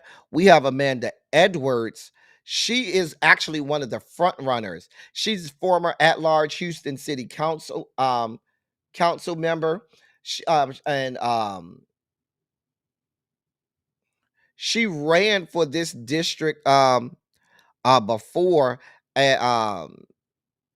She was actually a candidate for U.S. Senate back in 2020, but she's a front runner for this seat.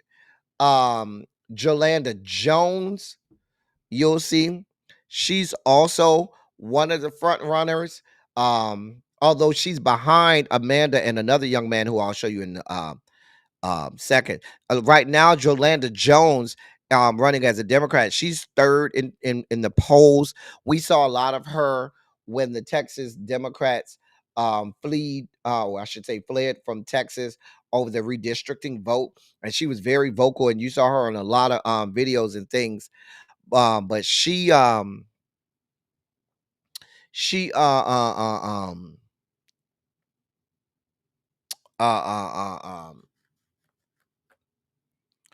is in third place. And as you know, she's a state representative. She's a Texas state representative from the 47th district in Texas. We then have James Joseph running as a Democrat. He's the former director of civic engagement and community outreach for State Senator Boris Miles. We have Isaiah Martin. He's a Gen Zer, and he's a government contract consultant and candidate and just running for this seat, but he's a government contract consultant. He's our Gen Zer. He's running on that. Hey, we need a young person Gen Z platform. I went and looked at his website. And he doesn't have a lot of experience, but like I said, he works in politics and as a government contract consultant. Christian Menifee is the other um leader. You have Amanda Edwards and Christian Menifee, who you see on the right. He and Amanda are the two front runners for this seat, and Jolanda Jones is followed by a close third. So Christian Menifee is the outgoing Harris County district attorney for Harris County, and he's one of the front runners along with Amanda Edwards. Robert Slater, he is president of the SCLC, Southern Christian Leadership Conference, Texas chapter, and he's running for this seat as well as a Democrat. So those are all of the declared Democratic runners. There are some people that have filed paperwork, but these are all of the people who actually have campaigns and have declared for this seat. George Foreman's fourth son, George Foreman the fourth, is running as an independent. He is running as an independent. He's on television and does some political commentary, but he's running as an independent and has actually gained some percentage points in recent polls. And the highest percentage receiving Republican is Carmen Maria Montiel. I'm only going to mention that one Republican because a Republican in this area doesn't have a Ice Cube's chance in hell. She's a former Miss Venezuela. That's it. So those are the candidates. All right, Terrence. All right, yeah, don't get in trouble with the with your daughter. Ciao. You know what? So those are the candidates. If you are in the Houston area, please, this is a stacked campaign. The list is stacked. There are more people that are on this ticket, or on this ballot, I should say, for U.S. District 18, Texas District 18, I should say, for U.S. House of Representatives.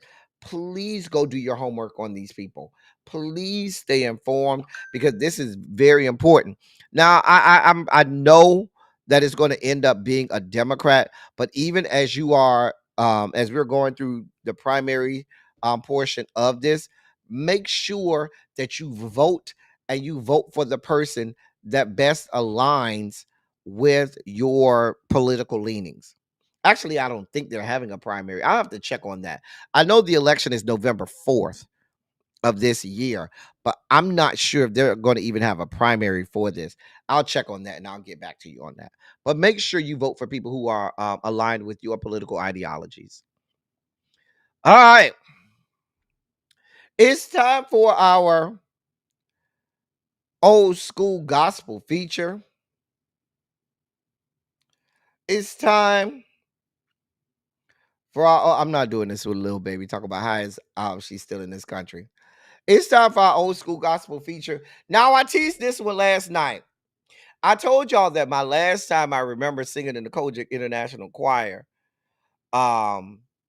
was at Centennial. I still didn't even look at the year. I pulled the video. I forgot to look at the I forgot to look up the year. The year was, hold on, 2007. Oh, it's older than I thought. Yeah, it was 2007. Okay.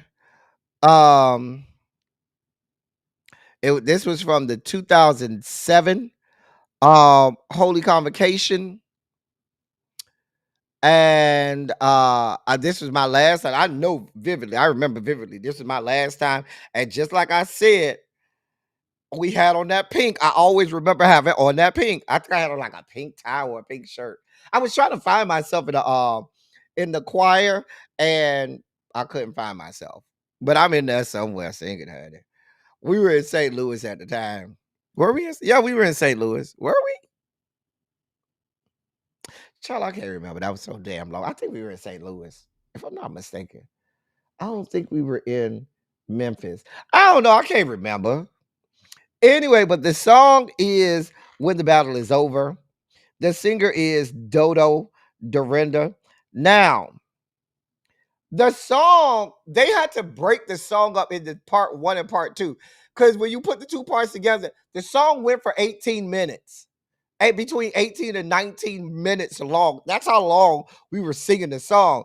I pulled the part 1 of it. You'll get the gist of it. We'll have enough in just the part 1 part of the song, because it was just too long. I'm glad they split up into 2 parts. And I remember when I was watching this thing, I said, damn, I remember this song went on forever.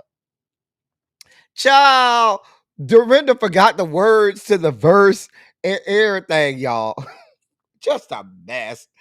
But like we always say, if the bots get us and you get the dreaded black screen of death, don't go nowhere. Stay in the chat. We coming back. Give it a moment or give it a minute or two. We'll be back on. If we get the dreaded black screen of death. This video is, removed for violate. Don't worry. We'll be back. Okay. Don't leave. Hall monitors reminding people to stay in the chat if we get the dreaded black screen of death. All right. This is from 2007. When the Battle Is Over. Led by Dorinda Clark Cole. Where's the video? Oh, here it is. Sang by Dorinda Clark Cole. Enjoy. The choir at this time.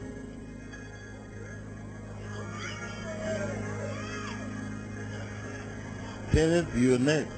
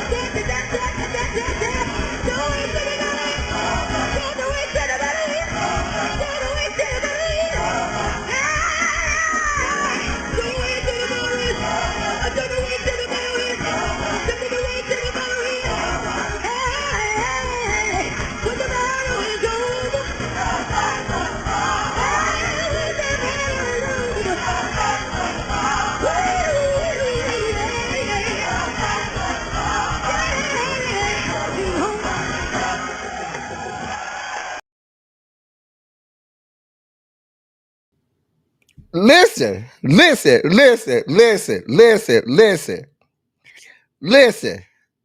Please understand. That's only half of it. I told you, I only played half. We went for another 8 or 9 minutes, and that's all. That's only half of it.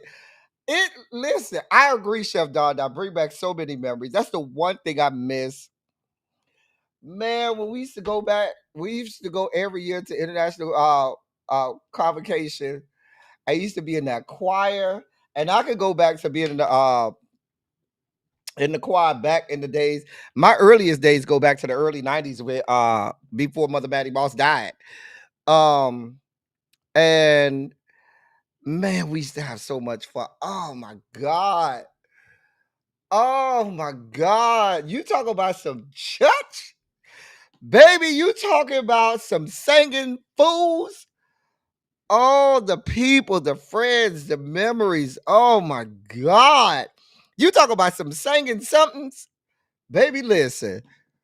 Baby, we used to be having church up in there. A great time was had by all. When I child, it ain't the same no more. Child, the choir don't even be that big no more at convocation. It'd be like, okay. Uh,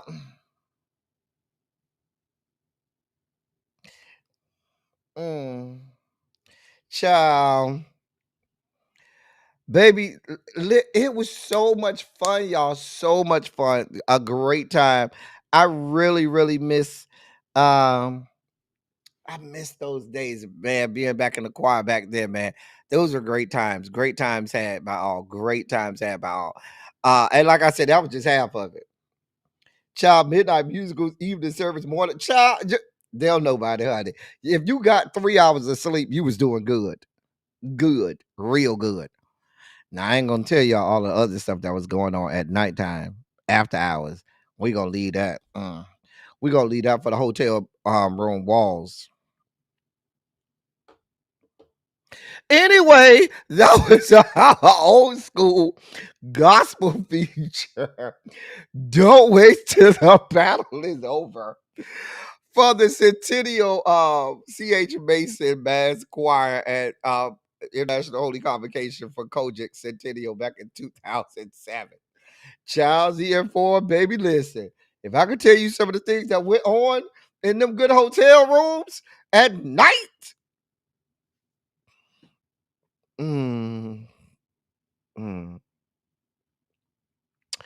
Anyway, we're moving forward. It is time for you to sing that theme song. Let me drop the link. You have a chance to win a cash prize to your Cash App of $25. You can win a cash prize of $25. If you want to come up, the link is in the chat. If you want to come up and sing the theme song to the show that I'm going to put up. Some of your family is still in child. They singing in the quiet child.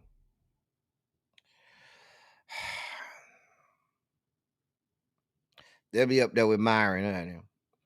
Anyway, now like I said, you gotta at least let me feel like you know the song, not like you just reading the words or lyrics from a Google search. I gotta feel like you know the song. Now, this one for some of y'all is gonna be real easy. For others of y'all gonna be like, I don't know this one. I'm gonna set matter of fact, let me set my timer now. I'm not gonna be up here all day waiting for y'all. I'm gonna give y'all 90 seconds, okay, to come up here. If you want to come up here and win this $25, come up. I ain't gonna beg y'all. I keep my $25 in my pocket. But I'm gonna give us a good 90 seconds. If you want to come up in here and click the link and try to win this $25. The show, the television show from which we will be choosing to sing the theme song is a oldie but goodie. The Facts of Life.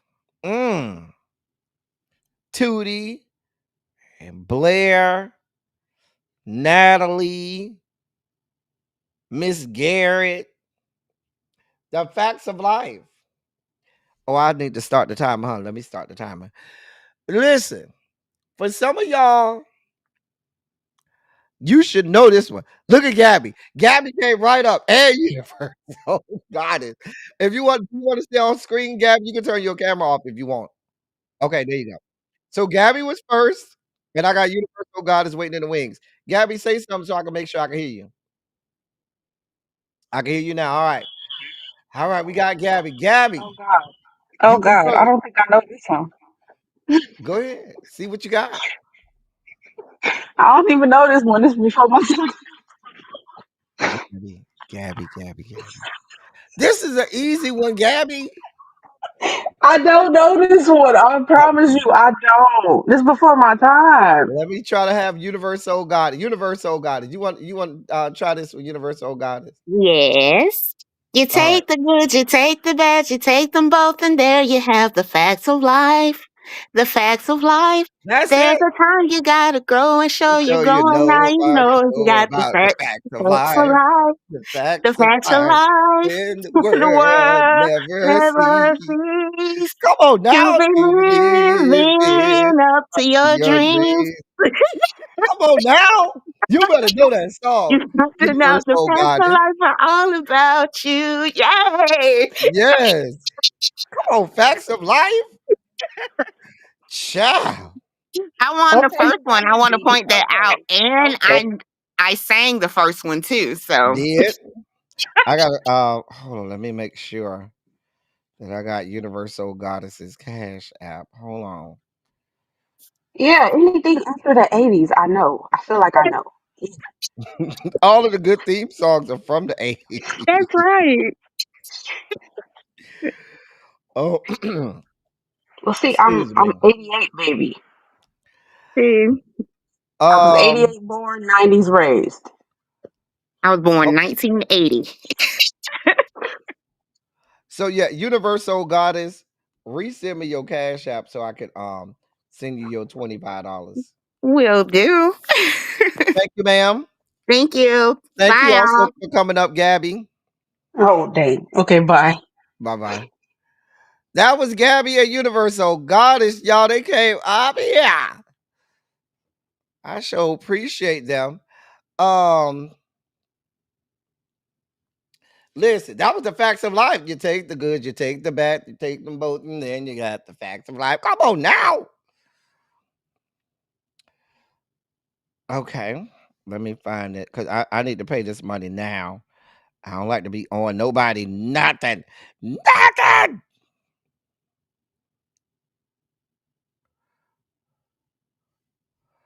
Um, didn't they come up here quick? They came up here quick. Um,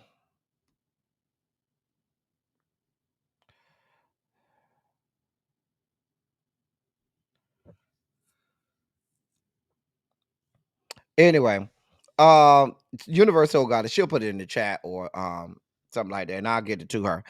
That was our new segment. That's one of our newest segments when you get a chance to win $25. All right, it's time for Montrez's favorite segment, This Day in Music. I think some of you all will enjoy.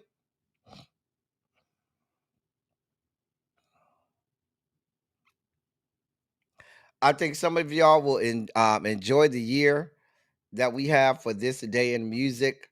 Put in the chat which year you think we're doing. Universal Goddess, don't forget to, or if you want Universal Goddess, just send me a Cash App request. Either one will work. If you want to put your Cash App in the chat, or if you want to send me a Cash App request. What year do you think we're doing for This Day in Music? What year do you think we're doing for this day in music? Cha. I got 2008. I got 1990, 1983, 1982.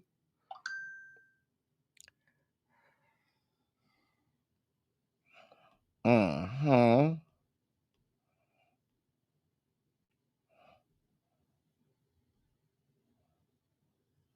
See what we got here. We got a 2013, 2011, 1977. The year is 1986. We will be looking at the top 10 R&B singles on September 13th, 1986. 1986. Let's see what was going on. Number 10, Anita Baker. Sweet Love. With all my heart, I want you, baby. Stay with me. Come on now. Now, believe it or not, that is the original cover for the single. They redid the cover where she's sitting on the ground with her legs up and folded and stuff, but that is the original cover for the album single for Sweet Love. That's the original cover. Shout out to Anita Baker. Some would argue this is Anita Baker's most famous song. She's most famous for this song. Okay. Some would argue that this is Anita Baker's most famous song. I love Sweet Love, but my favorite Anita Baker song is No One in the World. Let's be clear. No One in the World.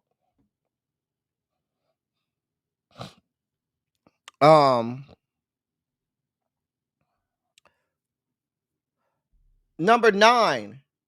Give me the reason to want you now. Come on, Luther. Luther. Give me the reason. By Luther.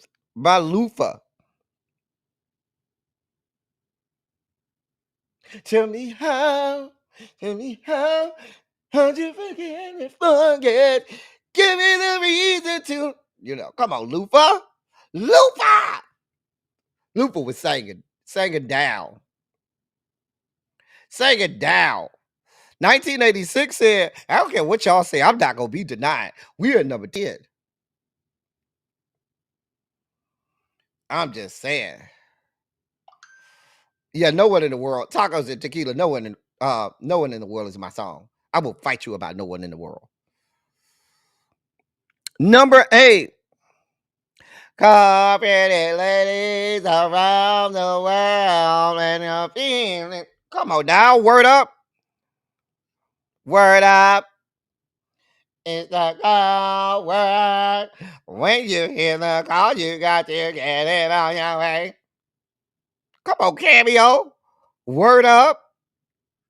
Word up was a good jam. Word up was a jam. Word up was a jam. That was a jam by Cameo. It was.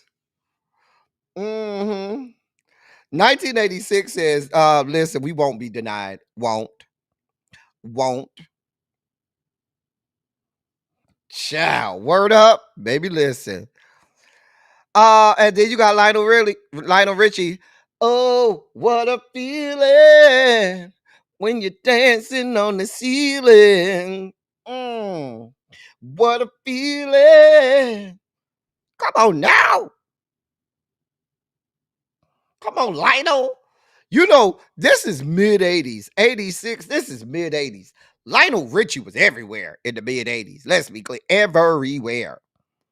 The man was making millions of dollars, selling millions of records. Of course, it cannot be 1986 without us having a single from my queen, from her Control album.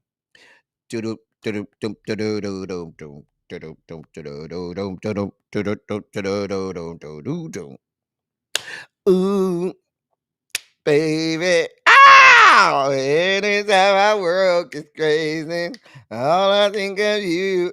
Ow! Come on now.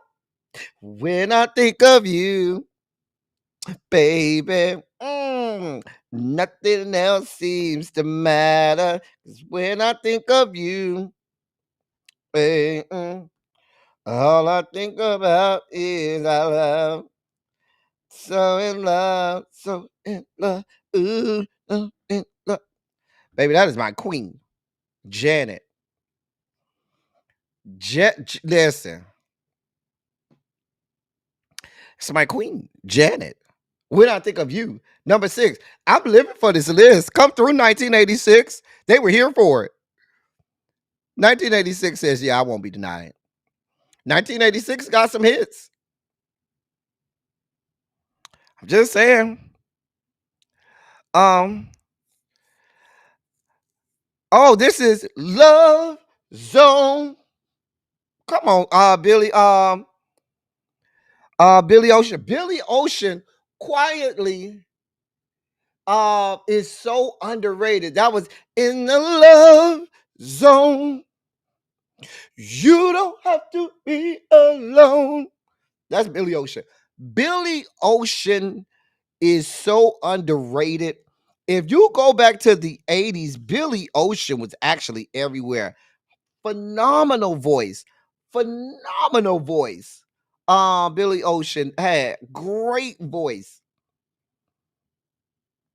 Cha.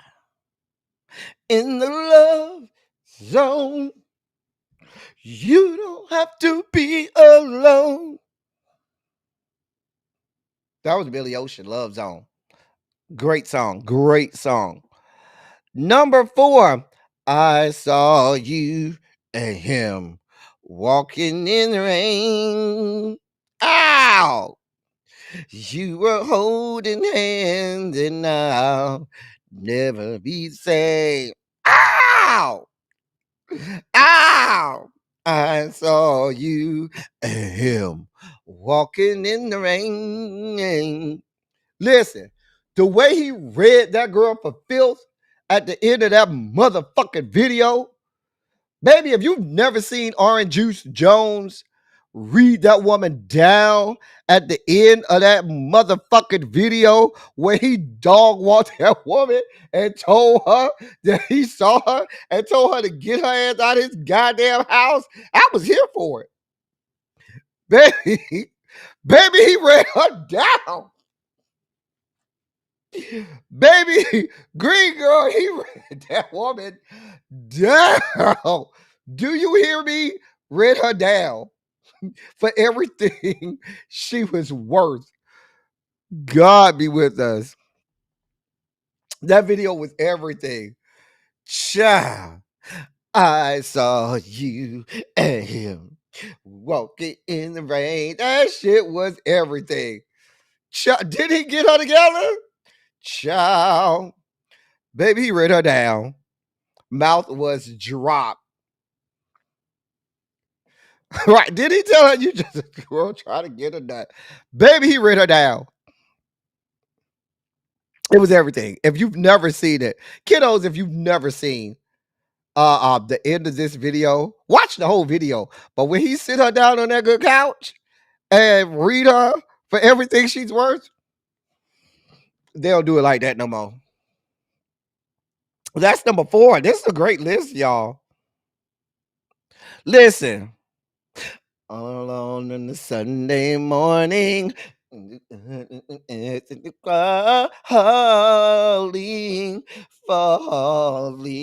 I can't remember the words.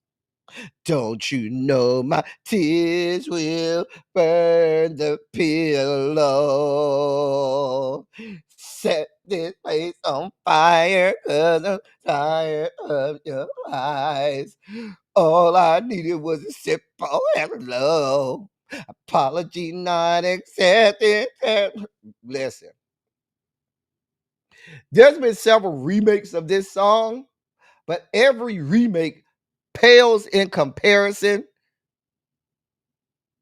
to Lisa and Cult Jam, along with Full Force. There's not a single remake that's anywhere near the caliber of the original. You gotta have the original all cried out with Lisa and Cult Jam with Full Force. Mm-hmm. Mm-hmm. No, I know 112 and Allure did. It was cute or whatever, but it's not Lisa and Cult Jam along with Full Force. It's not the same. Mm-hmm. It's not the same. You remember Orange Juice Jones? Child, 2 Geeks at a nerd, child. 1986 says it won't be denied. I'm just saying. The Lisa and this is the one. The original is the best one. And there ain't nothing going on but the rent. You got to have a J-O-B if you want to be with me. Ow! Ain't nothing going on but the rent. Got to have a J-O-B if you want to be with me. Gwen Guthrie, ain't nothing going on but the rent. Mm-hmm. Mama said ain't nothing going on but the rent. You got to have a J-O-B if you want to be with me. Did. That's what she said. That's what she said. She sure did. Child. This song. Was she the first city girl? Baby, Gwen Guthrie was here for it. Gwen Guthrie, ain't nothing going on but the rent. Mama was here for it, honey. Gwen Guthrie ain't play around. Listen. 1986 said, yeah, I know y'all got all y'all cute little 90s R&B and shit, but please be clear. I was here for it. 1986 says, yeah, I won't be denied. Mm-hmm. Won't. That's number 2. And number 1, Levert. Pop, pop, pop, pop goes my mind. The Levert brothers. Uh-huh. I remember this song. Pop, pop, pop, pop goes my mind. You know.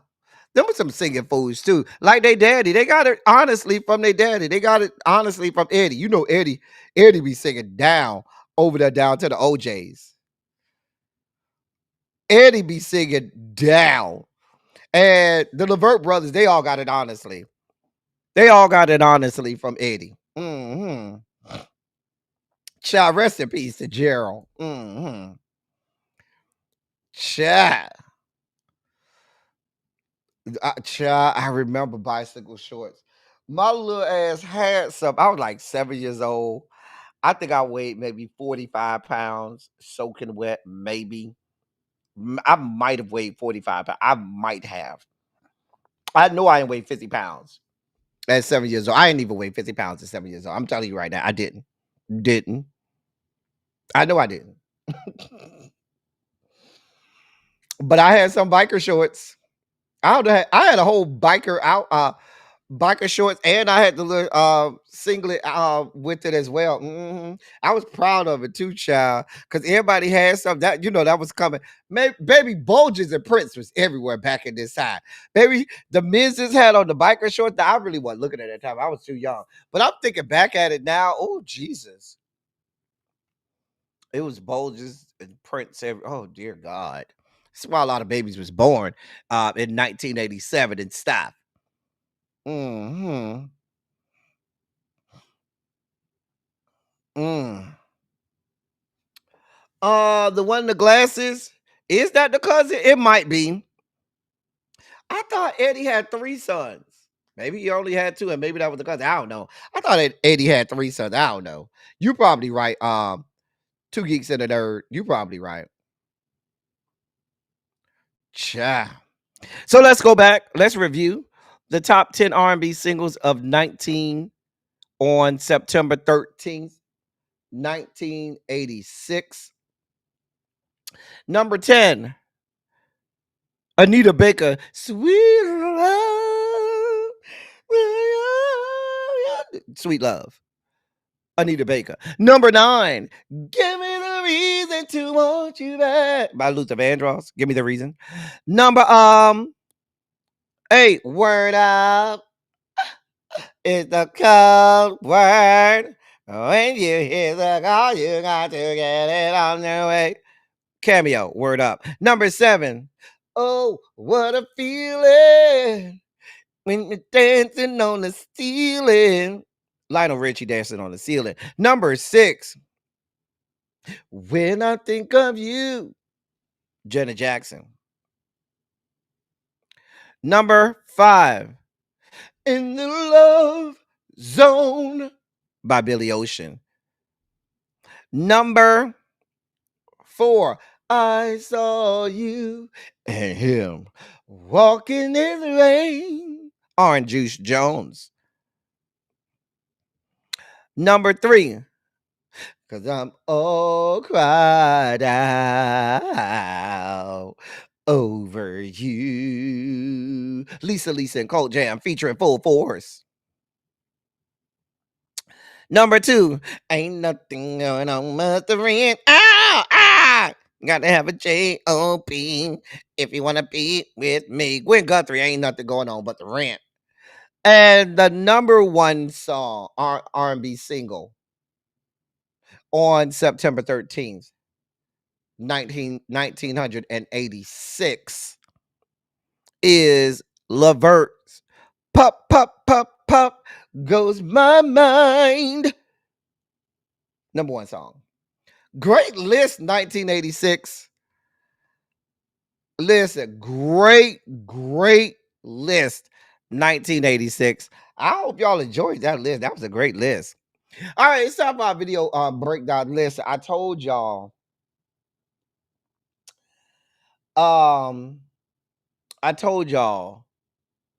that I got caught in the baby's toddler algorithm over the last 2 days.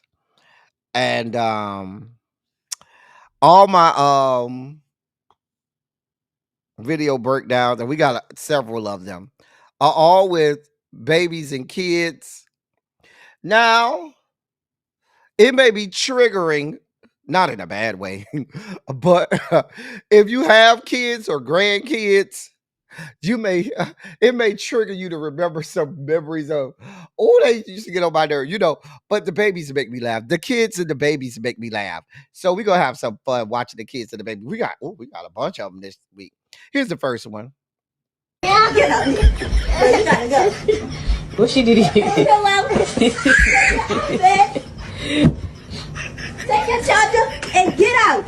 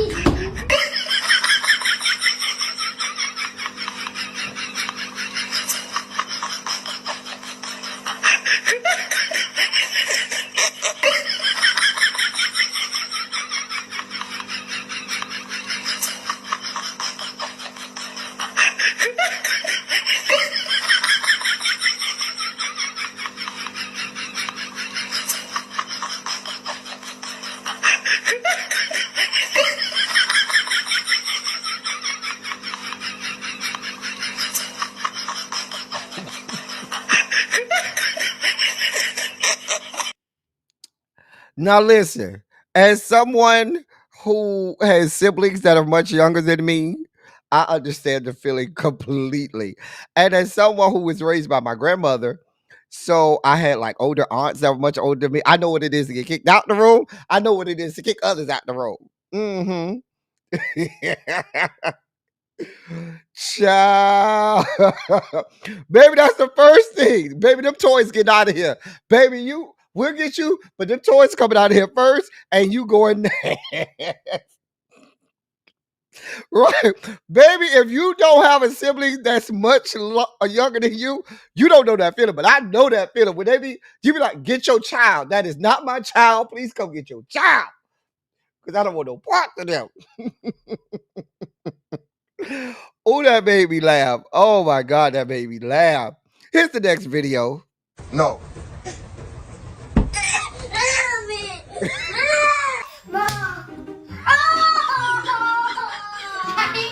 I ain't even touching him.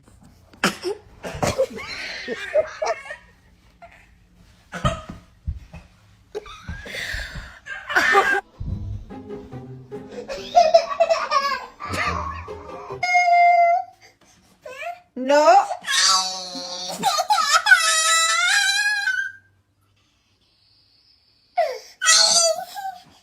No.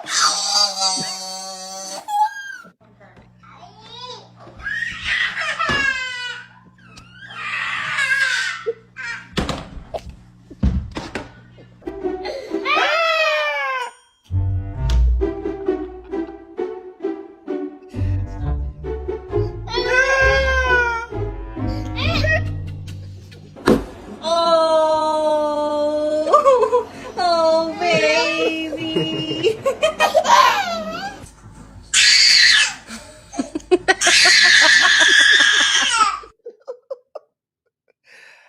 Oh my God. Baby, the way them kids. Woo. Oh my God. The way them kids are already learning how to be Karens. Already. Baby. They learn how to be Karens from the womb. Do you hear me?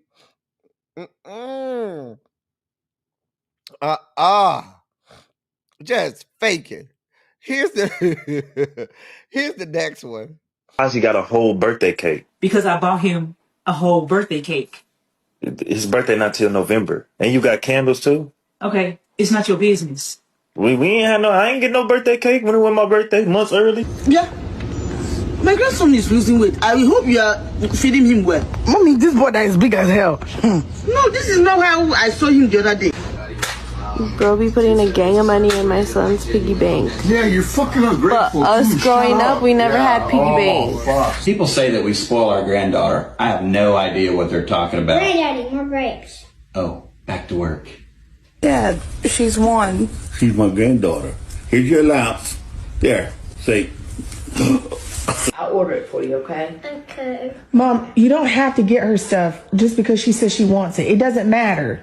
I know, but I'm gonna go ahead and get her that one, and that way she'll have it, and she'll go. For what? That's the one she wants. She's pointing to it. A whole Look at iPad. Honey baby.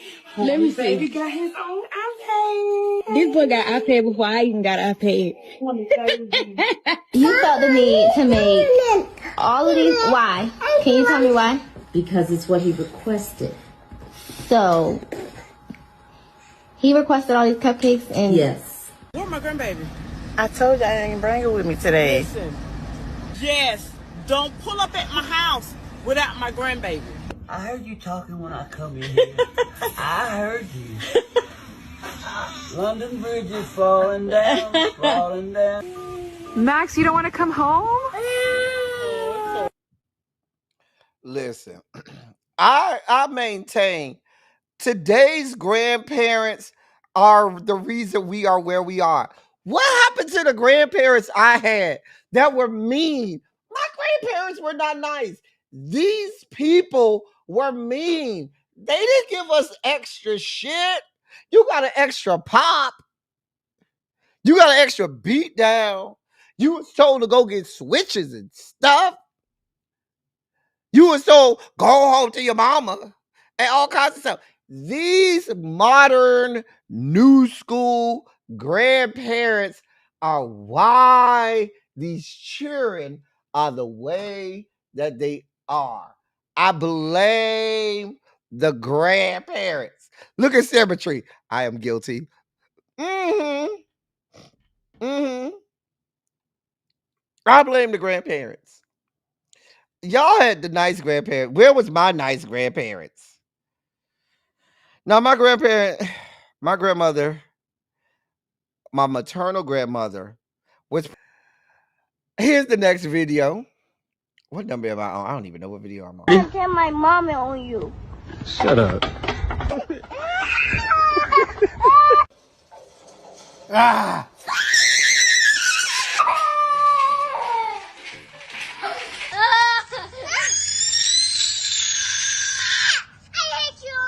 Come on, open it.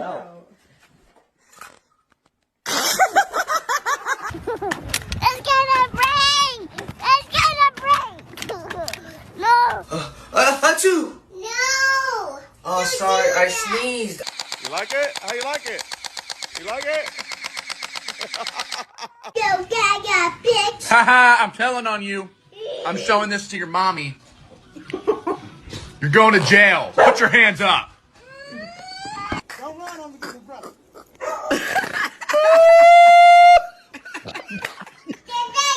Bro. Okay, that's enough.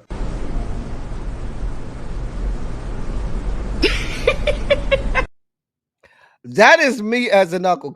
I'm that uncle. I'm the one that does all of the horrible stuff. Because I feel like everybody else is being nice to you. You come over here to this uncle, you finna get all of the smoke. Yep. All of the horrible stuff. And they call me. My child said you did such and such. Did. I did. Mm-hmm. Did you chain my child to such and such? Did. Did you lock my child in? I did. Did you push I did. You're supposed to be their uncle. I am. And I'm your older brother. What? I did. All of the horrible stuff your child said I did it. Remember, I did it to you when you were a child. So some things don't change. I'm the mean one. I know that's me. All of that horrible stuff you saw the uncles doing, that's me. Uncles are bad. When y'all leave y'all child with your brother, the uncle, know and understand. Know and understand that the uncles are doing all of the bad stuff. We are. Here's the next one. Would anybody be opposed to making T-ball a professional sport? Bang! Not me. Just pay them in toys and savings bonds. We'll be good. T-ball is like a box of chocolates. You never know what you're going to get. Mommy! Go back. Okay, not mommy. Kids be out there doing anything. Yeet! He out there playing dodgeball. Whatever they seen on TV is what you gonna get. Not that. WWE in the outfield. Flying knee off the top rope. What's a good swing if you ain't gonna flip it? Little man saw his life flash before his eyes and this joker over there giggling. Little Timothy wasn't so lucky. Pat! Bro just stood there like Thanos. Is that baseball okay? Parent in the background. Excuse me, what? Adults are part of the comedy too. Bing! You good, mud? That's aggravated battery. Man's got hit in his no-no square. That bat recoil got that brother crawling. That's bad, but taking line drives right off the ankle would have had me hollering like a Tom and Jerry cartoon. Parents helping kids? Absolutely not. What you mean go? You go. Kids helping kids? Absolutely. Psh, here you go, girl. Throw me out. They could be in the field, on the other team, out the stands. Let me do it. Yeah. Nope. Can I have snack now? I told y'all I got caught in the little kids algorithm. I got caught in the little kid, and that's our last video coming out. This is the last video. This is the last one for real, for real. Who did this?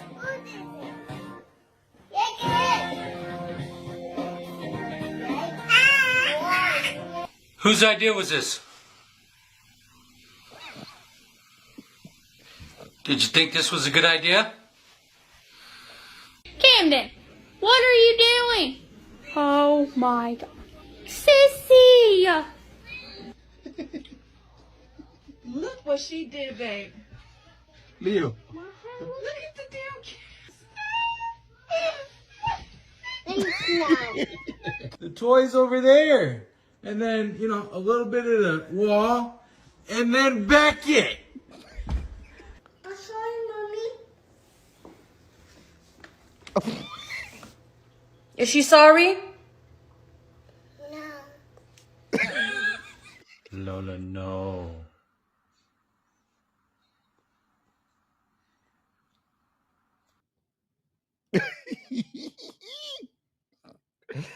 Woo! Child. I done been in some houses when the baby done fuck some shit up. And you want to fuck that baby up, and you know you can't because it's a little baby, and you can't fuck that baby up like you want to. I done been in some houses like that. All right, it's time for our palate cleanses. Y'all done been here for a while. Where's Universal God? Universal God, did you ever put your Cash App? I never got it. Did Universal Goddess ever put a Cash App so I can send her? I never got it. Anybody know if Universal Goddess put her Cash App in here yet? Because I missed it if she did. Oh, you sent it to my IG. Okay. Okay. It's time for our palate cleansers. Okay. I got you. I got you, Universal Goddess. It's time for our palate cleansers. On the way out. Can I tell y'all how child, y'all know he came over last night trying to, play nice and lay all up on me. Don't come over here, lay it up on me. Go on over there with that young man. Oh, you can't because he ain't text you back. I'm talking about 4 for 4. You can't go over there with that young man because he ain't texted you back, huh? And now, you understand that you should have appreciated what was already over here. Anyway, it's time for the palate cleansers. Oh. This how we starting? Lord Jesus.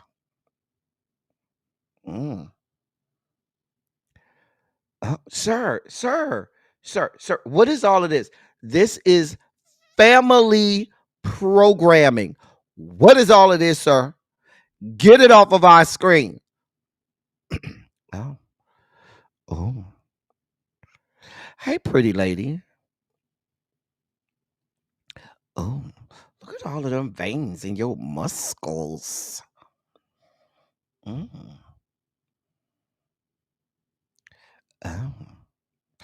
Ooh. Oh.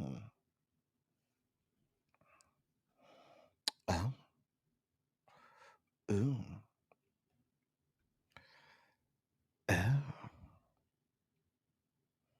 Pretty smile. 2 for 1.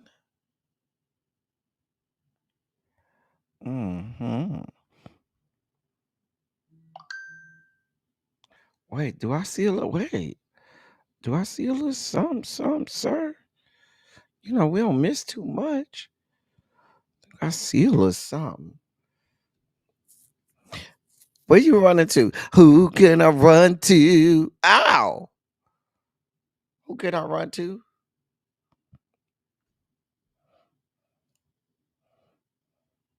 Hey, pretty lady. Oh.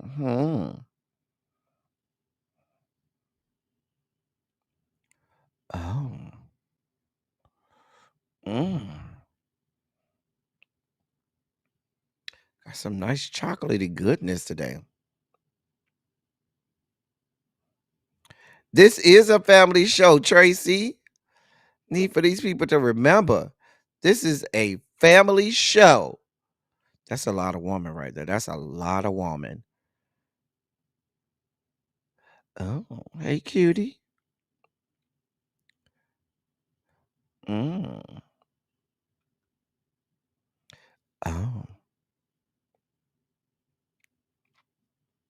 I see a little bit of sun, a little bit of sun.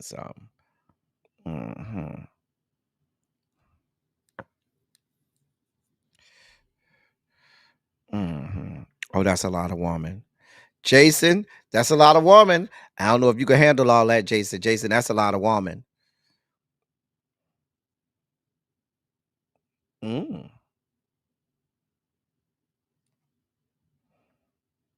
Okay. That's a lot of woman. Oh. Oh. Mm.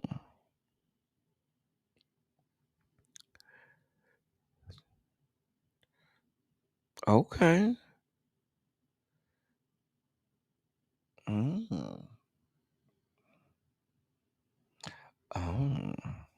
Mm. Interesting.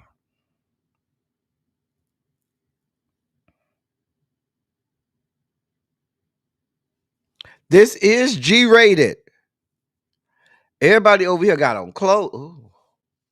Hey. Mm-hmm.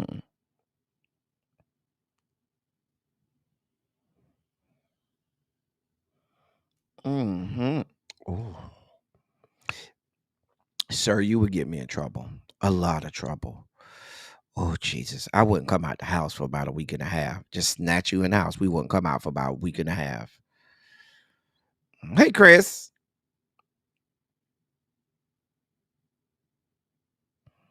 Mm.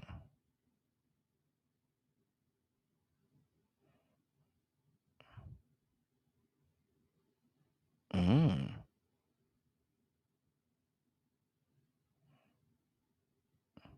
Oh, there you go again. Oh. Mm. Yeah. Oh, look at the twins.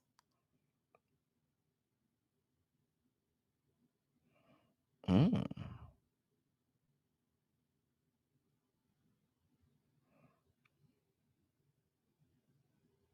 What? Two geeks and a nerd?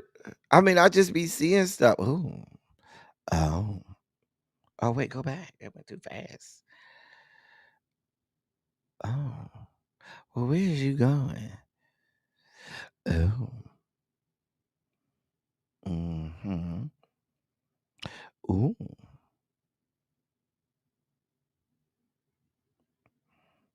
Mm-hmm. Okay, Puerto Rico. I see you. Puerto Rico. Them lips. Jesus.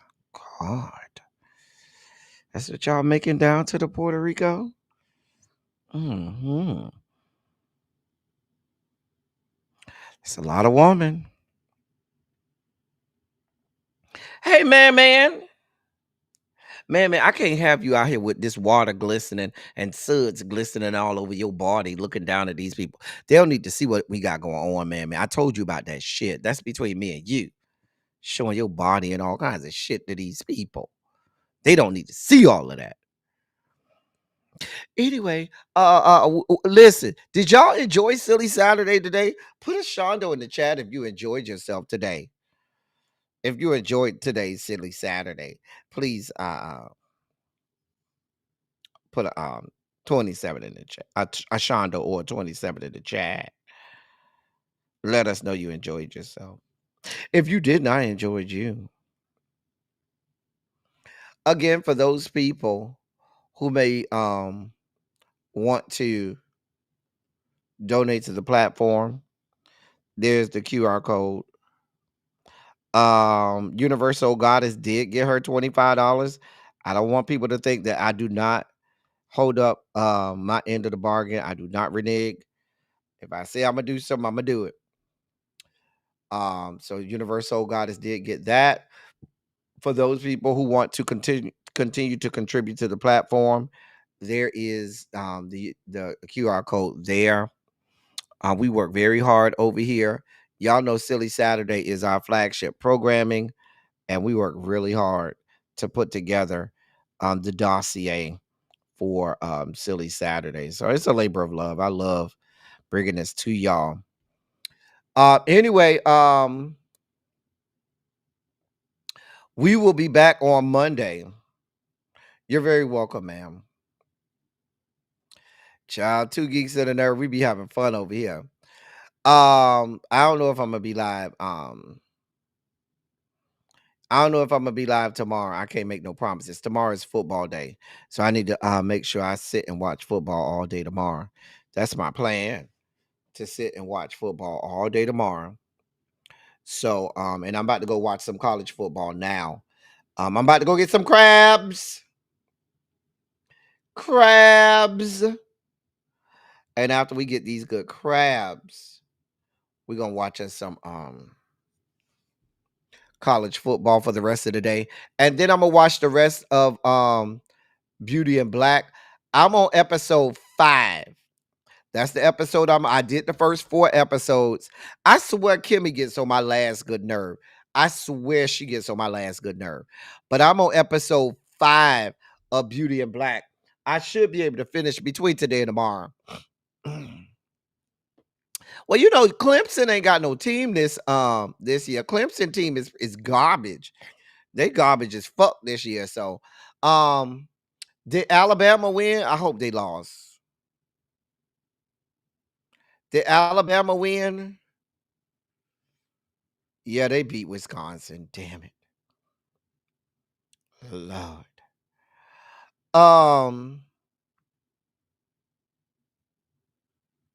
Anyway. What time do my beloved time does my beloved team play this week? Or do we have no, we don't have no bye week. See what time my beloved Seminoles play today.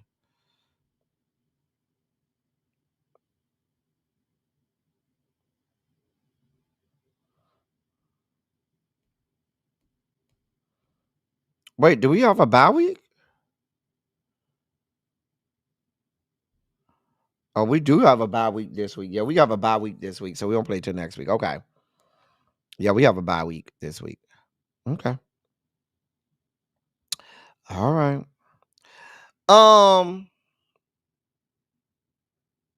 We about to get out of here, y'all. As I always say, you're about to make a seafood salad. Okay. On 3, I have laughed a lot. Ciao.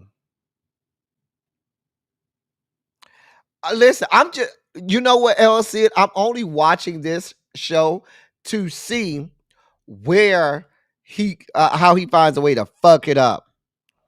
I mean, he's already been fucking shit up, but I just want to see the crash and burn. I just watch it for the crash and burn at this point with Tyler. It's the crash and burn for me. Anyway, as I always say, I love y'all. I love on y'all. Thank you all for being vocal, present, and active. Thank you for doing what you do. Thank you for any and all contributions that you make to the channel. They are much obliged and much appreciated. I'm about to get out of here, y'all. I'm about to go get me some crabs and come home and enjoy some college football for the rest of the day. And then mix in a couple episodes of Beauty and Black. And we'll be back on we'll watch some NFL all day tomorrow. And then we'll be back on Monday, you know, for Run Your Mouth. That's all I got for y'all. Tyler Perry said he found where TV messed up. Madam Governor or whatever that show is. Madam Governor. Is that All the Queen's Men show? I don't know. Yeah, that I'm your bitch scene, that was so, I was like, that was just horrible writing and horrible acting as well. Horrible writing, horrible acting. Like when they did that I'm your bitch scene, I was like, what is this? It was horrible. It was pretty horrible. Oh, God. Anyway, I gotta go, y'all. We done been on here almost 3 hours, y'all. We about to get up out of here. That's all I got for y'all. I will catch y'all next time. Okay, I will catch y'all next time. All right, we about to get up out of here. That's all I got. Until next time, thank y'all for coming. Y'all drive safely. I'm out. I love y'all. I will see y'all